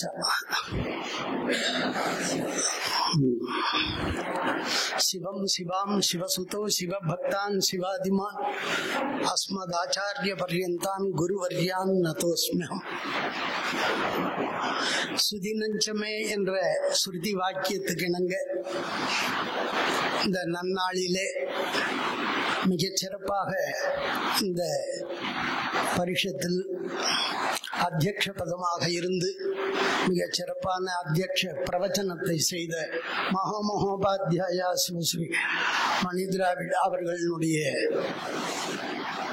பாதங்களை முதற்கண் பணிந்து இந்த அவையோர்களுக்கு எனது வாழ்த்துக்களையும் நமஸ்காரத்தையும் தெரிவித்து இந்த ஒரு நிகழ்ச்சியிலே மிக சிறப்பாக கோயம்பேடு சபாரத்ன சிவாச்சாரியார் அவர்களினுடைய அறக்கட்டளை வாயிலாக சைவ சித்தாந்த சிரோமணி துவக்க விழாவாக அதற்கான ஒரு சொற்பொழிவு நிகழ்ச்சியாக துவங்கப்பட்டிருக்கின்றது. இது கல்ப காலத்திற்கு வளர வேண்டும் என்று இந்த தருணத்திலே பிரார்த்தனையை உமா மகேஸ்வரனுடைய திருவடியிலே வைத்து இந்த நல்ல வாய்ப்பினை எங்களுக்கெல்லாம் வழங்கிய இந்த குப்புசுவாமி சாஸ்திரிகளுடைய நிறுவனத்திற்கு உளமார்ந்த நன்றியையும் ஆதிசைவ சமூகத்தின் வாயிலாக தெரிவித்துக் கொண்டு இந்த சிவாத்வைத பரமான பிலாசபின்னு சொல்லக்கூடிய இந்த ஸ்ரீகண்ட பாஷ்யத்தை எல்லாருமே ஒவ்வொரு சமயத்திலும் எதுவரையில் படித்திருக்கிறாய் என்று கேட்டால் பாஷ்யாந்தம் என்று சொல்லுவார்கள். அதுபோன்று சைவ சித்தாந்தத்திலே பல நூல்களுக்கு பாஷ்யங்கள் இருக்கின்றது. வேதத்திற்கு எப்படி உபநிடதங்கள் ஞான காண்டமாக விளங்கியதோ அவ்வாறு சைவாகமங்களுக்கு ஞான பாதங்களே உபநிடதங்களை போன்ற தத்துவங்களை சித்தாந்தங்களை சொல்லி முடிந்த முடிவு என்பதால் தான் இதற்கு சித்தாந்தம் என்பதை அழகாக இங்கே சித்தாந்த நிர்ணயம்ங்கிற வார்த்தையை இங்கே அவர்கள் குறிப்பிட்டு காட்டியது. அதே போன்று இந்த நூலிலிருந்து நாம் தெரிந்து கொள்ள வேண்டியது ஆகமங்களில் ஞானபாத விஷயங்களை தான் இது பிரதிபாதனம் செய்கிறது.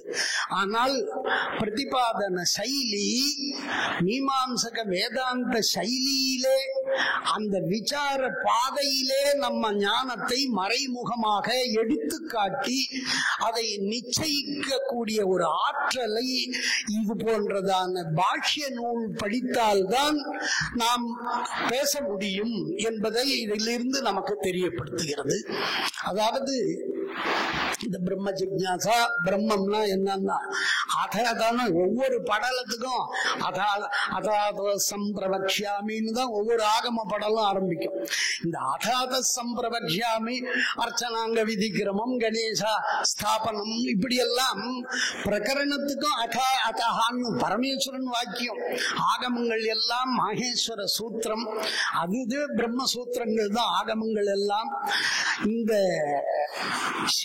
சிவாத்வைத ஸ்ரீகண்ட பாஷ்யத்தினுடைய ஒரு தனி சிறப்பு, அதிலே வயந்து வேத சிவாகமயோகோ பேதம் ந பஷ்யாமஹா என்று சிலர் வேதத்தை மட்டுமே பிராமாணிகமாக ஏற்கின்ற காலத்திலே கூட அப்பைய தீட்சிதர் சர்வசாஸ்திர மகா வித்வானாக இருந்து அவர் ஆகமத்திற்கும் பிராமாண்யம் உண்டு என்பதை அப்பைய தீட்சிதர் இந்த நூல்ல தான் ஸ்தாபிதம் பண்ணி அங்கீகரித்தார். அது அந்த காலத்துல மிகப்பெரிய சாதனை.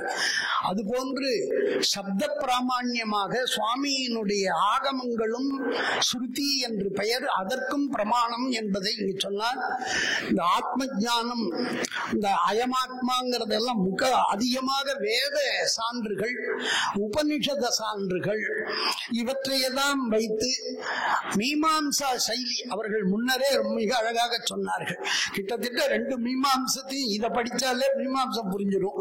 மீமாம்ச சைலி இருந்தால்தான் இதை பேச முடியும். இப்ப சாதனம் சாத்தியம். எது சாதனம் என்றால் பூஜை தான் சாதனம். ஆகமம் லிங்கார்ச்சன சமோ தர்மோ நாஸ்தியத்திர புவனத்திரையேங்குது. தர்மம் எதுன்னா லிங்கார்ச்சனம் தான், அதான் கர்மா. அந்த செயலை பண்ணணும். வேதம் விதித்ததே விதி, ஆகமம் விதித்ததே கிரியை. இந்த வேதத்தினுடைய சாரம் தான் சிவாகமம். வேதசார சிவாகமா சனகாதி முனீந்திரேபியோ வேதாந்த அர்த்த ஆகமான் அதாத்து சங்கர சம்ஹிதை சொல்லுகிறது. அதனால வேதசாரமான சிவாகமம், அந்த ஞானேனைவ மோட்சகாங்கிறது இந்த சித்தாந்தம். அந்த ஞானத்தை தசகாரியமாக சாஸ்திரங்கள் சொல்லி அதுல முதல்ல ஆத்ம ரூபம், ஆத்ம தரிசனம், ஆத்ம சுத்தி. அந்த ஆத்ம ரூபத்து ஜிக்ஞாசையை தான் இன்று அழகாக சொன்னார்கள். சாதனம் என்பது பூஜை, சாத்தியம் என்பது ஞானம், பூஜையினால் ஞானம், ஞானத்தால் மோட்சம் என்று சொல்லி பிரம்மம் சிவமே என்பதை ஈசான சர்வ வித்யானாம் முதலான பல ஸ்ருதிகளாக பிரம்மவிதா அப்னோதி பரம்ங்கிற அருமையான வார்த்தைகளை சொல்லி இந்த சாஸ்திரத்துக்கு முதல் சூத்திரத்தை மிகச் சிறப்பாக எளிமையாக அழகாக விளக்கிய அவர்களுக்கு சிவாச்சாரியார்கள் சார்பாக உளமார்ந்த பாராட்டுதலையும் நமஸ்காரத்தையும் இந்த தருணத்திலே தெரிவித்து மகிழ்ச்சி அடைகிறோம். நன்றி, வணக்கம். இந்த பெருமுயற்சியை நமது முதல்வர் அவர்கள் அருணசுந்தர சிவாச்சாரியார் முதல்வர் காலத்திலே மிக அழகாக அதிக சிரத்தா பக்தியோடு இந்த சிரோமணியை கொண்டு வந்திருக்கின்றார். இதனுடைய காலம் பல காலமாக இது தழைத்து ஓங்க வேண்டும். எல்லா சிவாச்சாரியார்களும் சாஸ்திர ஞானத்தோடு ஆகம ஞானபாத விஷயங்களை ஆகம சைலியோடு பார்க்க வேண்டும். இதில் சொன்னது எல்லாமே ஆகம சைலி தான். சித்தாந்தத்துல ஞானபாதத்துல சொல்றதை இவ பிரகாராந்தரமாக சொல்லுகிறார்கள் என்பதை புரிந்து இதையும் அதையும் ஒப்பிட்டு பார்த்து நிரூபிப்பதற்கு இது உதவியாக இருக்கும் என்பதை சொல்லி இந்த வாய்ப்பை ஏற்படுத்திய முதல்வர் அவர்களுக்கும் இந்த நிறுவனத்தாருக்கும் உளமார்ந்த பாராட்டுகளையும் வாழ்த்துக்களையும் தெரிவித்து வாய்ப்புக்கு நன்றி தெரிவித்து நிறைவு செய்கிறேன்.